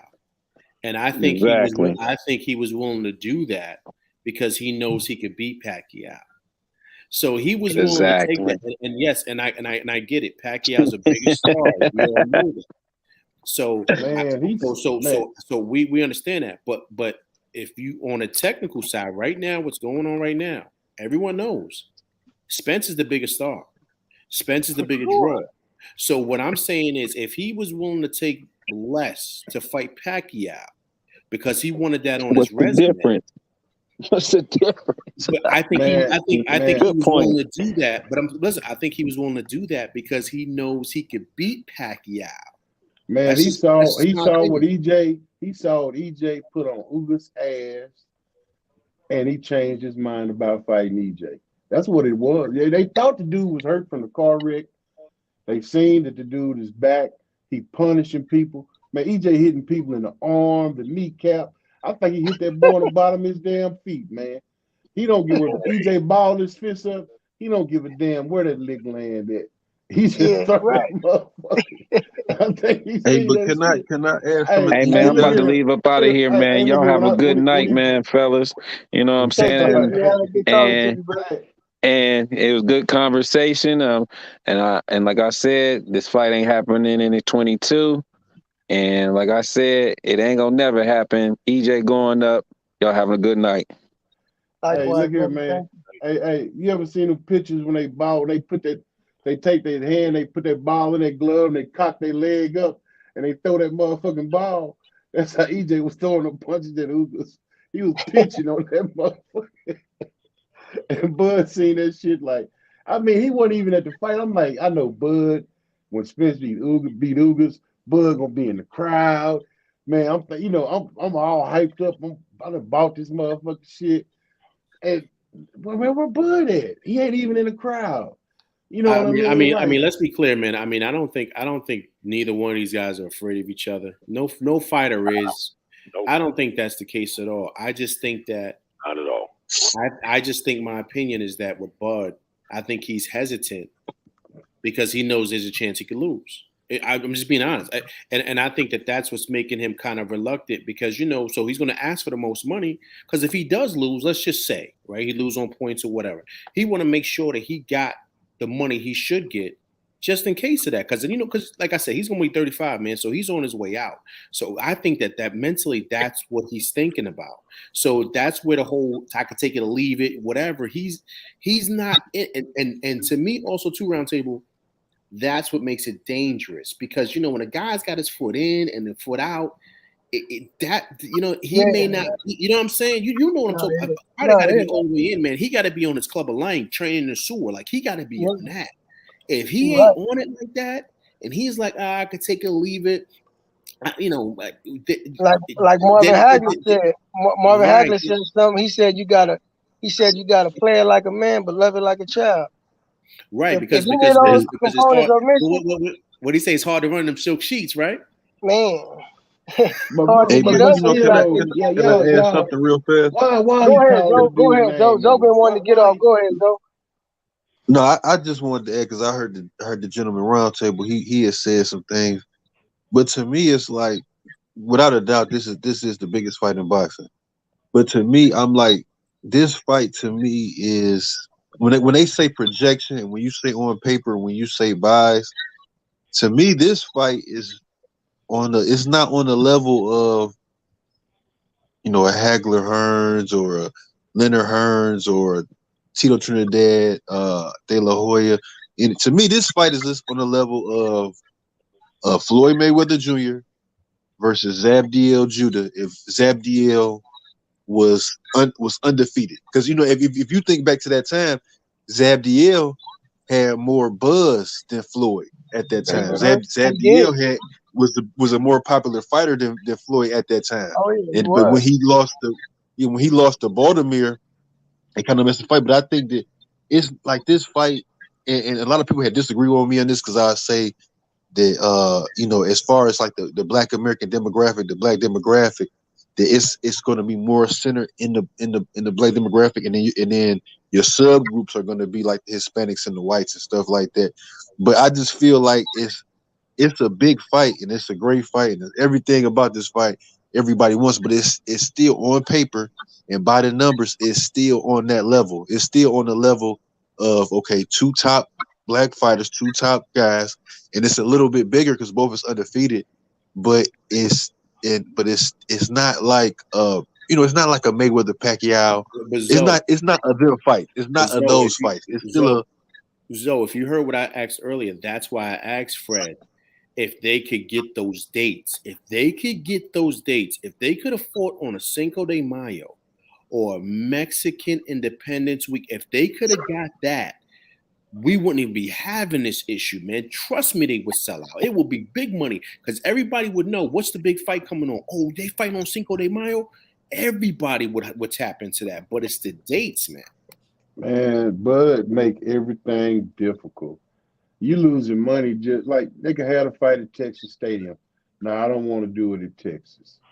Even though you got a whole goddamn football stadium where you can put people in and sell tickets. They're not gonna do. They got to have a neutral site for this fight, man. I mean, I'm an EJ fan too, man, but it's got to be a neutral site, man. At the end of the day, boxing is it's just you and him in the ring. It don't matter where you're doing it at. I agree with that. Not to mention, there's never going to be a neutral site for this fight because it's it's Earl Spence's promotion that's carrying the promotion. And that is why I think if Bud Crawford has any reluctancies, it's that he knows that if it's a close fight, he's likely not going to get the decision because he don't have any promotion. He going in here with his hat in his hand on the negotiation. Right. He doesn't have a network, and he doesn't have a promoter to represent him. So you're fighting on their promotion. So even if they fought in Bud's hometown, it still doesn't matter. PBC is going to be paying the judges. They're going to be paying the ref. It's still going to be their promotion. So I think if Bud had to make any concession in order to get close to the money he wants, if fighting in Texas is the concession, he should fight in Texas. If that's where the money is going to draw big in the stadium, then that's a small consolation, really, when we talk about Oscar giving concessions to Mayweather giving concessions to Oscar. Well, naturally, Oscar was easily the A side at that point. So Earl is the A side. I don't think he's the A side to a huge degree, but he is the A side. And if Bud fighting him in Texas makes the difference, he should do that. And if he doesn't, if he wants to be stubborn and content with what he's accomplished, that's fine. But like I say, 5 years from now, he may look back when it's too late and say, fuck, man, I should have done that. Fighters have done that. They've not taken fights and regretted it. I've heard fighters say that. And, for his legacy, plus for his bank account, because even if he doesn't get what he wants, he's still going to get a nice chunk of money. And like somebody else already said, who else is he going to fight? If you're paying any attention, these other promoters ain't jumping at him, man. You're not hearing Oscar's trying to sign Bud out or Eddie Hearn is trying to sign, but you're not hearing that. You know what I mean? If he doesn't make this that's a good point. I never thought about the PBC but that's probably the holdup, Fred. That's probably the holdup. That's probably why he's afraid of doing this, because he knows that if PBC is fitting the bill, because he understands like the business, the fighters, the judges, all that stuff. He knows it's leaning on that guy's side. If the money was there, do you think that would make a difference to EJ? Say that again. Yeah, I think it would make a difference. If the money was there, do you think it would make a difference to EJ?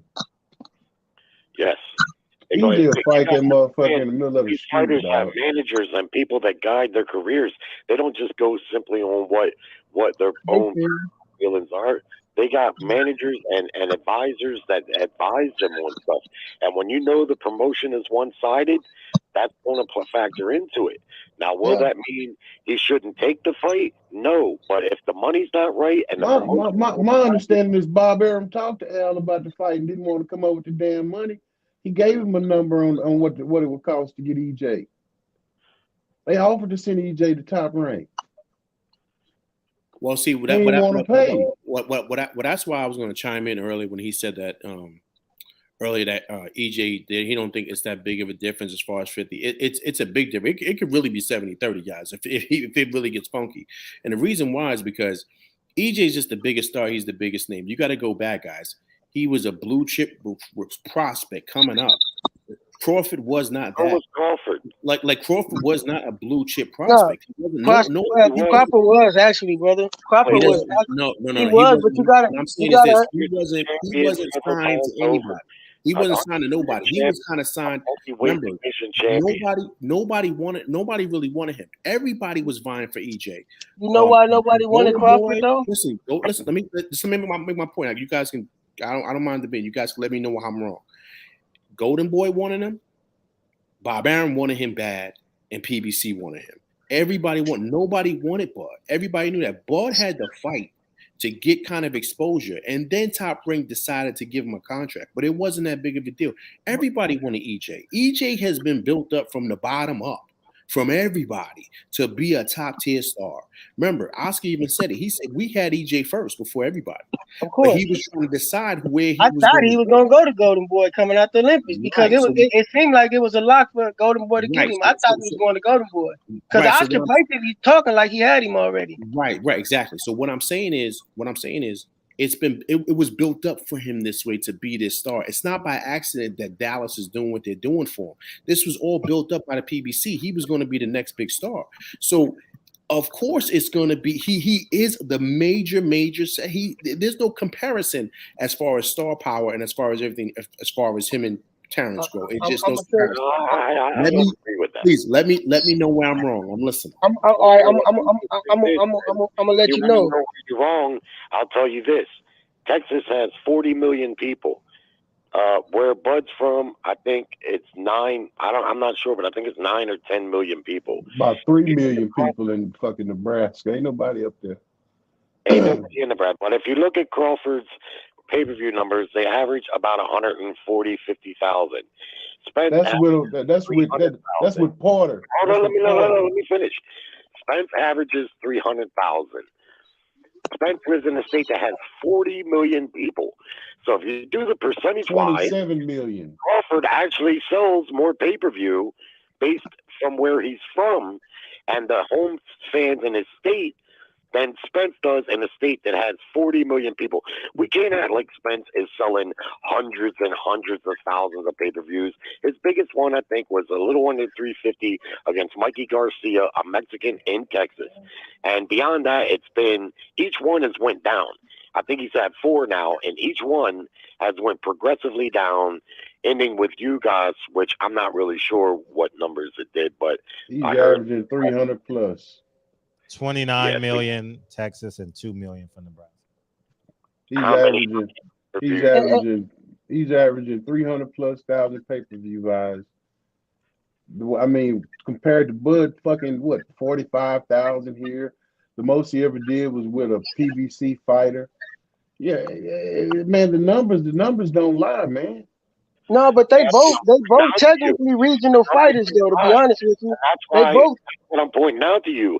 If you sold 300,000 and you come from a state with 40 million people, 29 million, 27, 29. What, Texas? Maybe updated, yeah. 29 million. Are you sure about that? I'm looking positive.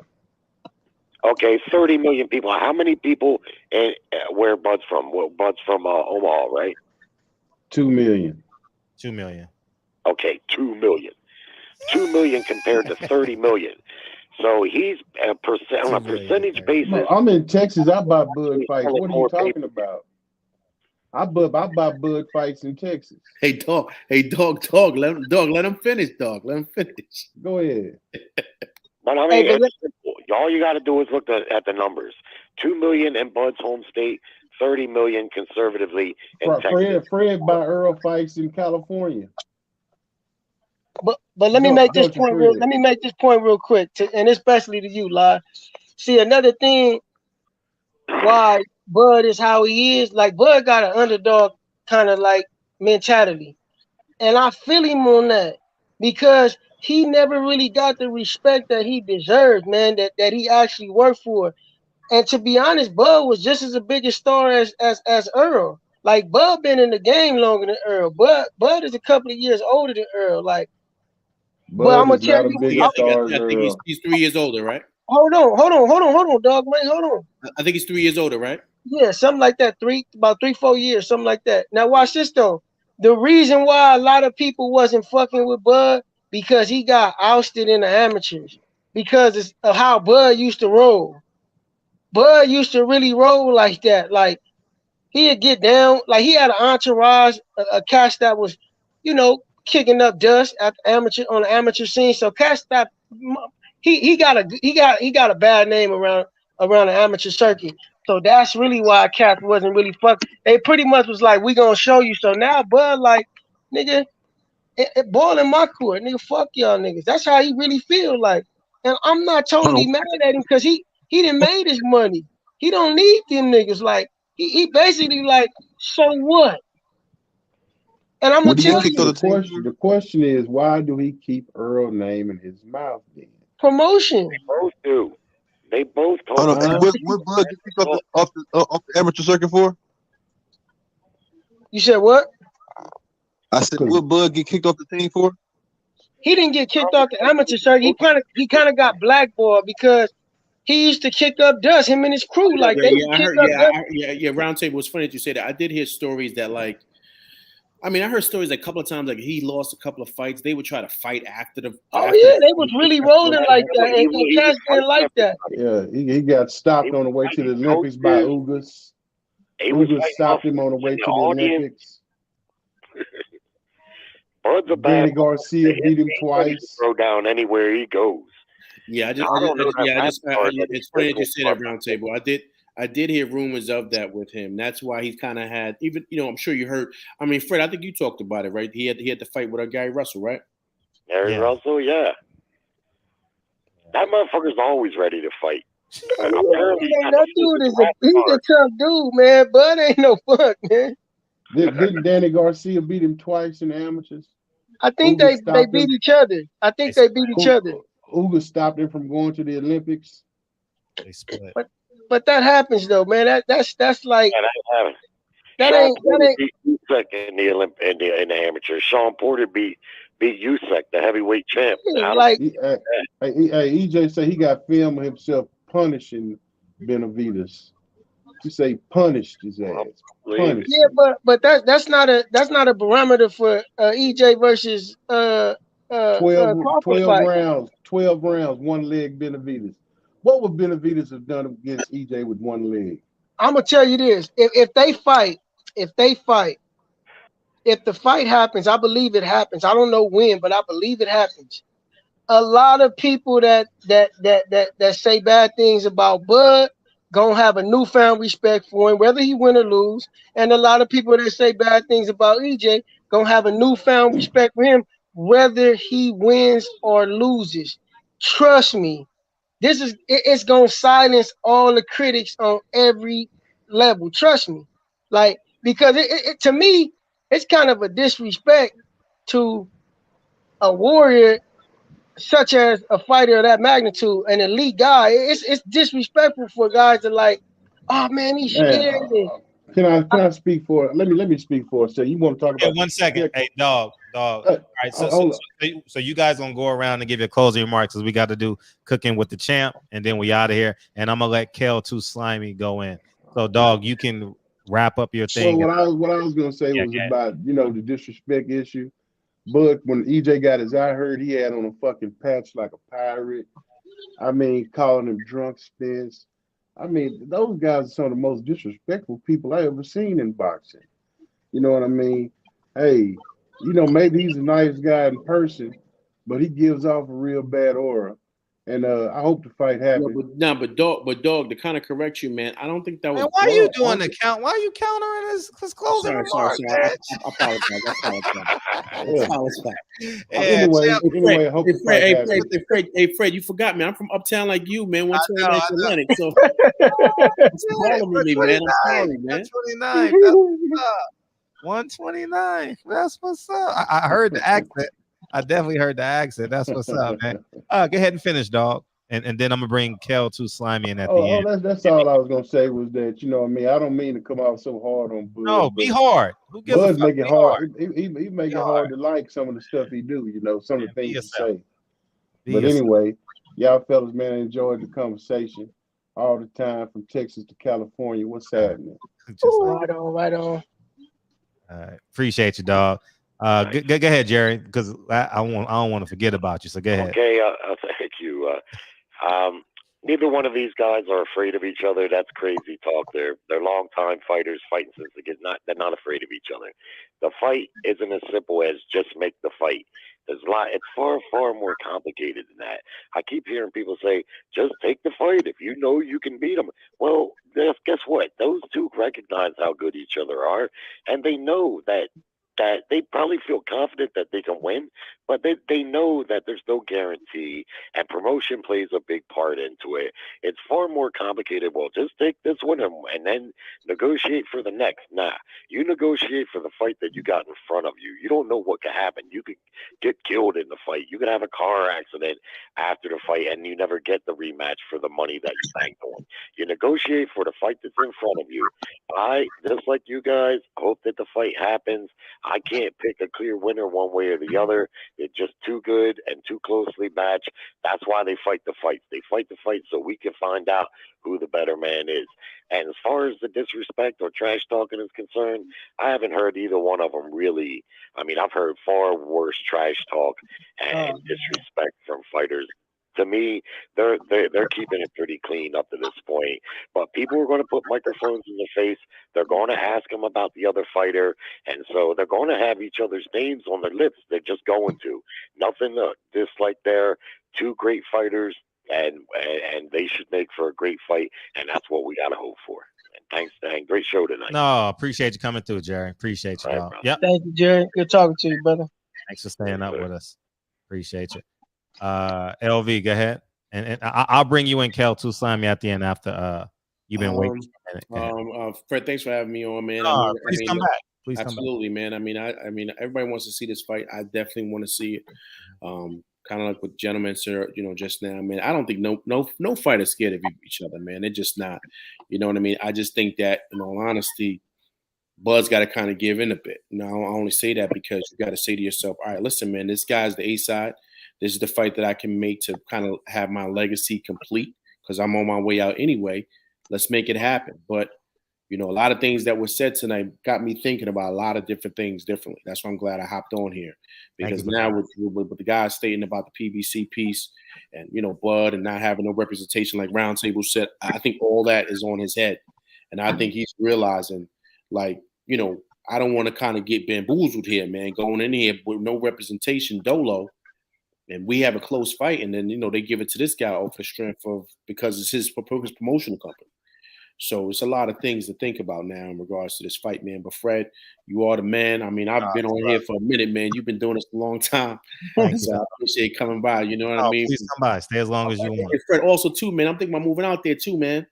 Don't do it. Don't do it. I'm three places I'm looking at. Okay, go ahead. Santa Clarita. Okay, that's nice. Yorba Linda.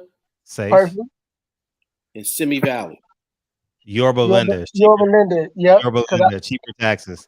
I'm thinking about for the schools, for the kids and stuff like that. I'm thinking about Yorba Linda. Yorba Linda. They got one of the best school districts in the country, man. Yeah, Yorba Linda. Right, Yorba Linda, and it's a Republican city, so okay. Tax dollars at work. Beautiful We black Republicans now, man. You know that. Yeah. Hey, Fred. Good rapping with you, brother. Yeah, Yorba Linda is definitely a safer city, man. Yeah, I used to live in Brea. Oh, yeah, did you? Yeah, that's right. Yeah, it was right next to the open, man. Mm-hmm. Hey, Mr. Gumbo, some of you men need to check yourself the way you defend men you never met. Rainbow moves. I said rainbow moves. Shaking my head. Hey, remember I said it first. Spence versus Crawford not happening. PBC gonna push Thurman versus Spence. You did say, I remember that months ago. Yeah. Kel too slimy. You still there? Go ahead, Al. Oh man, I really, really, really, really hope this fight happens, man, for the sake of boxing, man, and for the sake of Earl Spence and Bud Crawford, man, because I'm a proponent for the fighters, man. Having aspiration, putting my effort towards the goal I had in becoming a champion, man. And, like I'm for the fighter first, man. I know what it is to be in that ring. I know how hard it is, and them guys that made it to the elite level, man, they deserve everything that they've acquired and more, and I wish them dudes good health, and I just want to see this fight happen so that they can they can have a moment of redemption to all the naysayers, man, because a lot of times as fans, man, we kind of get spoiled, and we kind of get like a lot of fans get disrespectful, man. These are human beings at the end of the day, man. I know a lot of stuff happens, a lot of things be said. Sometimes the fans get the short end of the stick, man, but they got a job, and they putting their life on the line, man. And we got to show them guys some gratitude and some respect, man. Because a lot of times it just get out of hand, man. I don't like I said, I'm for the fighter, man, but hopefully this fight happens, man. Freddie, a lot of things that you said have come to pass, and you've been right about a lot of things. I was hoping you wasn't, but every passing day, and when I look on the internet, I'm like, damn, this nigga Freddie was right. This fight probably not happening this year. I hope it does, man. But like I said, if you right about it, I won't say you right. And so far, you've been right, man. But hopefully we can all see this fight, man, because I believe the fight sells itself.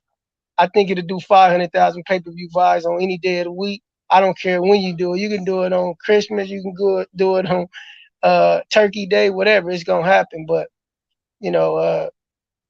thanks for the show, Freddie. Thanks for having me on, man.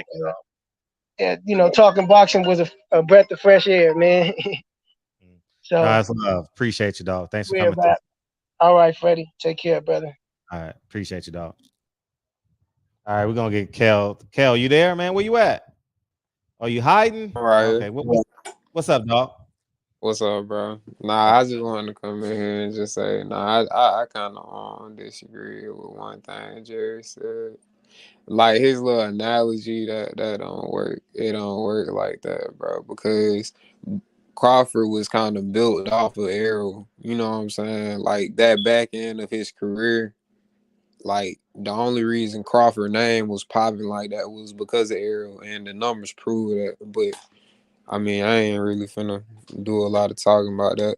I do agree with everything y'all been saying though. Like, you know what I'm saying? Like, Bud is coming into that fight with no backing, so they are gonna try to lowball him. They gonna throw him whatever they feel like, shit, whatever he's worth.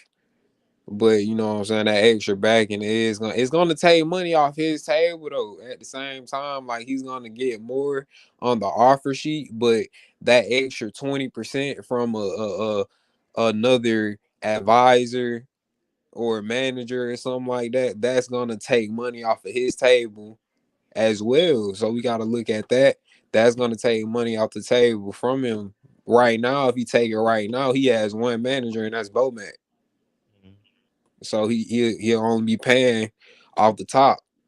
He ain't really breaking bread with too many people. He ain't breaking bread with Jay-Z or whoever he's trying to come into the fight with, represent him. You know what I'm saying? That's gonna take a lot of, but you know what I'm saying? He'll see.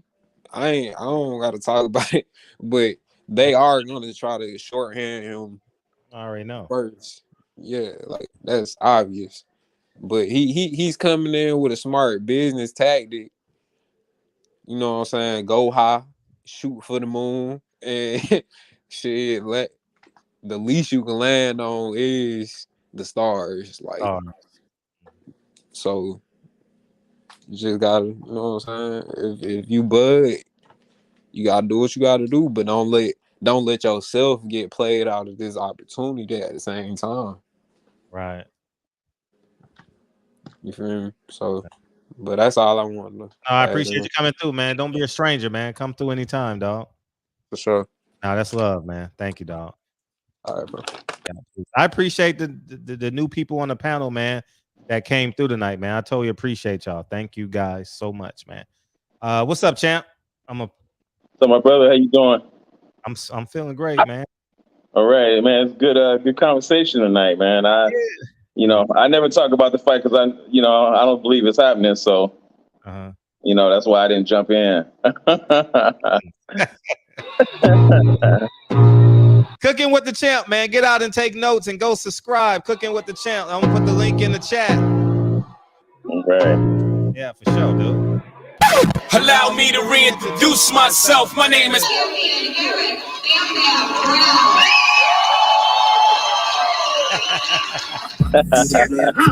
What did you say? Champion Heart. Gonna feed him if you come for me. I'm ready for a demon. I got eyes in the back of my head. I'm seeing. Take me for granted, and you know I'm leaving. I'ma take what's mine with the webs I'm weaving. I could take this crowd from seeing to believing. Got a taste for blood, and my tongue keeps bleeding from the words I spit. So sharp, so freezing, so cold. Behold, frostbite they feeling. I could tear you apart, or I could go heal them. Don't believe in fate, don't believe in ceilings. I just need a taste, and my mind starts feeling. I don't pace myself, I grind on kneeling. Got lust for change, I just love the feeling. I ain't gonna give up. Got too little time. All right. Thank you for joining me for another episode of Champ. Okay, first I want to give a good shout out to my brother BFTB, the best boxing on YouTube. Check his channel out. All right, and again, this is a quick tip video. We're doing this video. This video is actually related to my shrimp and chicken fried rice, combination fried rice with the shrimp egg roll. This video is related to that because I didn't get a chance to show you how to build your egg rolls. Okay, so we're just going to do a quick tip video. We'll show you how to build the egg rolls. There's no need to show the sauteing of the cabbage or the bean sprouts or anything of that. We've already shown you all of that All we're gonna do is we're gonna show you how to build the egg rolls, and we're gonna put them in the air fryer and show you how to build the egg rolls. All right, and I'll show you that real quick.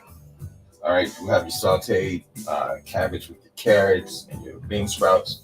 Okay, that's going to be our vegetable that's going to go in egg roll, and I've already chopped up shrimp. You don't want to put your shrimp in there whole. You want to chop it up. Okay, and this here is just simply an egg. Just put it in here, scramble it up. Okay, and this is going to be your egg wash. Okay, that's going to help close your egg roll. All right. All right, so take it here. You kind of want to lay it like a baseball diamond almost. All right, because it's shaped square, so you want to kind of shape it like a baseball diamond. All right. All right, then you want to go ahead and put your vegetables in there. Okay, not too much because you don't want to overstuff it. All right. Then you go ahead and put your shrimp in there. All right. Like so. All right, a little bit more vegetables here, okay? So you want to come up like that, and then fold it. All right. Here. All right, and fold it there, like so. All right, now, got your egg wash. Okay, you simply, this helps to close it. Okay, that's your egg wash goes here, and then you just roll it. All right, like so.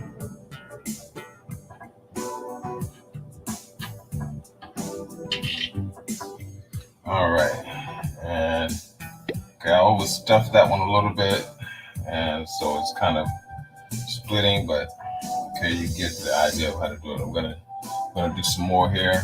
All right, I'll show you another one. Again, you want to kind of shape it like have it like a diamond. You know, you just turn it like so. Okay, put your vegetables in it. Okay, shrimp.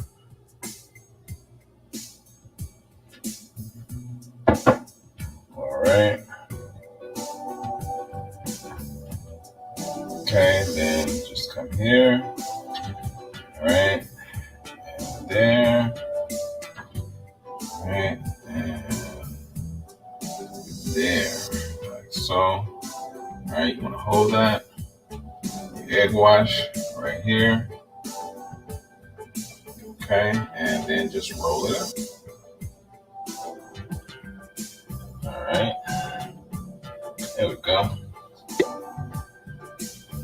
All right, and that's how you build your egg rolls. We're going to put them in the air fryer, and they're going to be done in about 15 minutes. Okay, we'll show you how to do that real quick. All right, so we've got our egg rolls done, and we're going to go ahead and put them into our air fryer.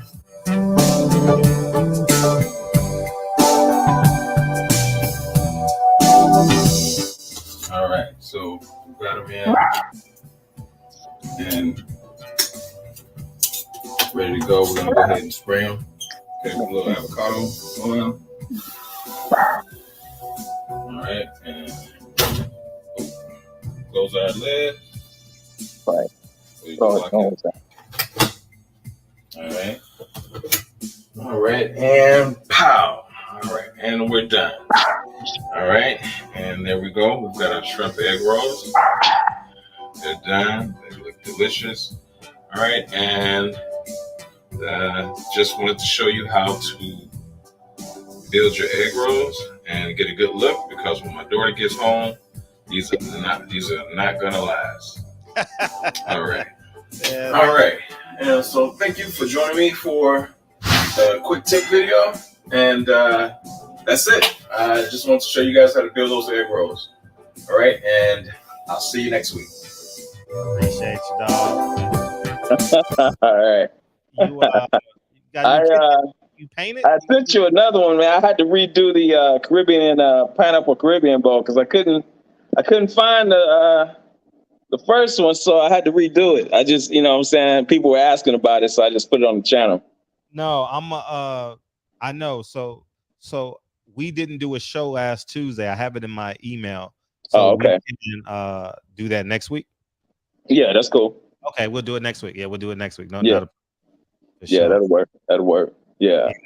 I'm gonna put Champ's YouTube link in the chat, man. Go subscribe.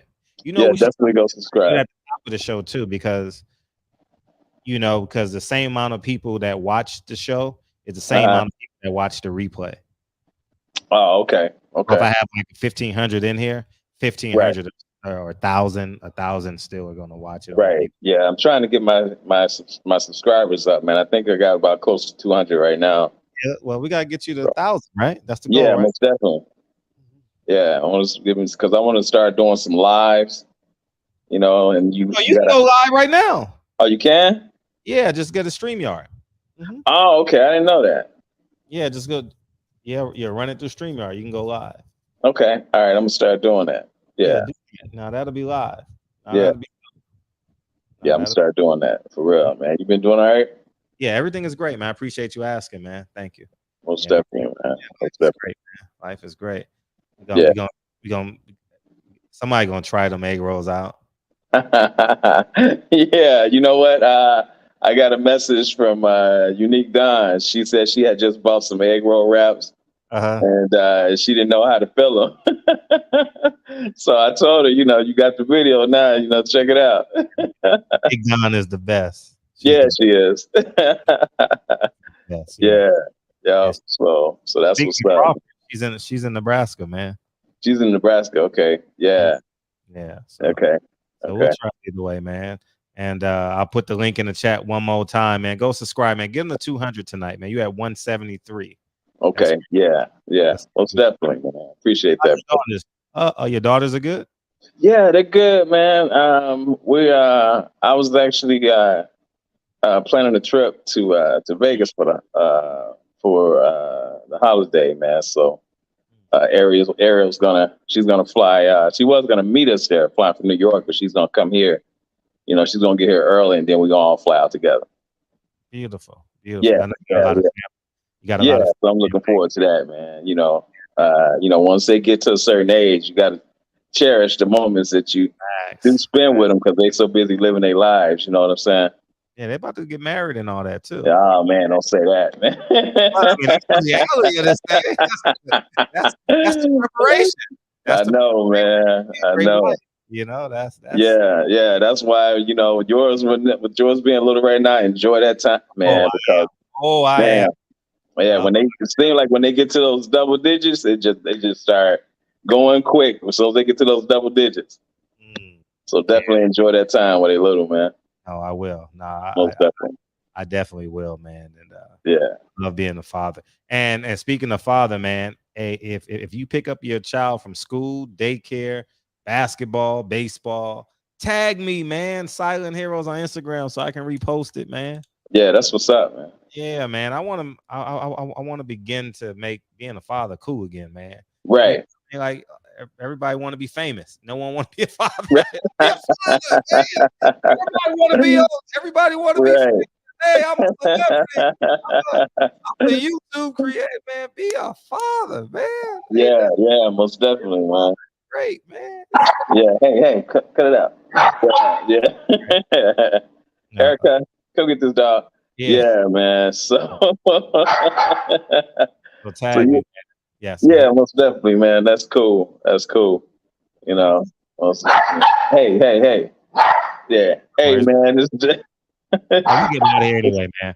Yeah, let me get out of here, man. This dog making all this noise. I appreciate you, brother. Oh, it's love. That's love, man. You know it's love.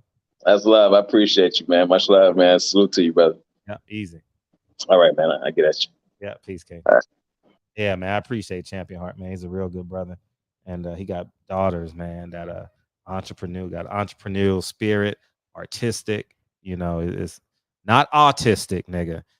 Artistic. Did I say that right? Artistic. I totally appreciate y'all coming through, man. Hey, this is the spot, man, where y'all can come and debate and do whatever y'all want to do, man. Disagree, agree. and don't change your language. No, man, be yourself, man. Curse these niggas out if you got to, man. Say what's on. Say what Nip say. Poke your chest out, nigga. Weight on my shoulders, bring the best out, nigga. You got Crawford or Spence. Don't get left out, nigga. You know what I'm saying, man? I totally appreciate y'all coming through tonight, man. It's all love, man. And thank you, Champion Heart, man, for adding your talents to the show, man. Appreciate you, dog. And yeah, man, I'm glad y'all came in, man, because last 2 nights prior to this was heavy, man. It's on my heart. I'm still thinking about that guy. I can't help but not think about him, man. You know what I mean? We got People Hernandez in the building, man. I appreciate you staying through, man. Thank you, man. This was an awesome show, man. Fred said 13 words. You know, I like because thank you. I appreciate you, man. And thank you guys for coming through, man. Dion, L. We had LV. We had some new people. We had Slime come through. Zoe, Champ. And who am I missing? Jerry. Hey, Jerry, because your name is Jerry, I might have to download that motherfucking audio. Jerry. And Zoe, LV, Dion. Who the fuck am I missing?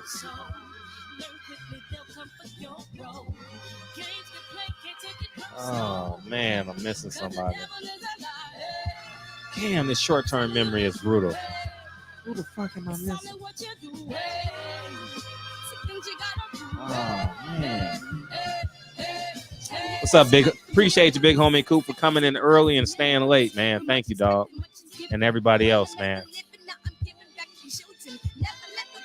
Zoe, L, LV, Slime, Jerry. Damn, who am I missing? Zoe, Dion. Oh, yeah. I got it. That's everybody. All right. Fred, Zoe, Fred, L, Dion, LV.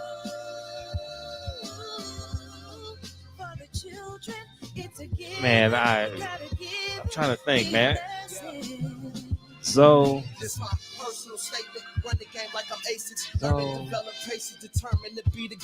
Yeah, that's it, man. Yeah, Harold, man. Yeah, man. I wrote this, man. I wrote this some years ago, man. I appreciate you loving it, man. Me and a handful of other people, man. Yeah, man. It's an awesome song, man. I need to get back writing. Why was the checks and balances 24 minutes? That's all we had. 24 minutes and 25 seconds. You wanted it longer? I'm going to do a full-length feature one day. A narrative. Costs a lot of money, man. You know what I mean? Costs a lot of money. So, but I appreciate you supporting it. Thank you, dog. I really appreciate it. You know, thank you for supporting it. It means a lot. Independent film work, man. When I'm able to put a whole budget, I'm in between a series or doing a film. And this one, I want to drop it on the internet. So I'm in the process of planning that now. Love y'all, man. Thank you, KK, for supporting it. Appreciate you, peoples, and everyone else. Mayana, man. I appreciate y'all, man. I feel good. I feel better tonight than I did last night. Thank you, guys. Yeah, 24 minutes is hell yeah. Yeah, Big Homie Cool. Great film, y'all. Go get it. It's pinned up in the comment section. Go get it.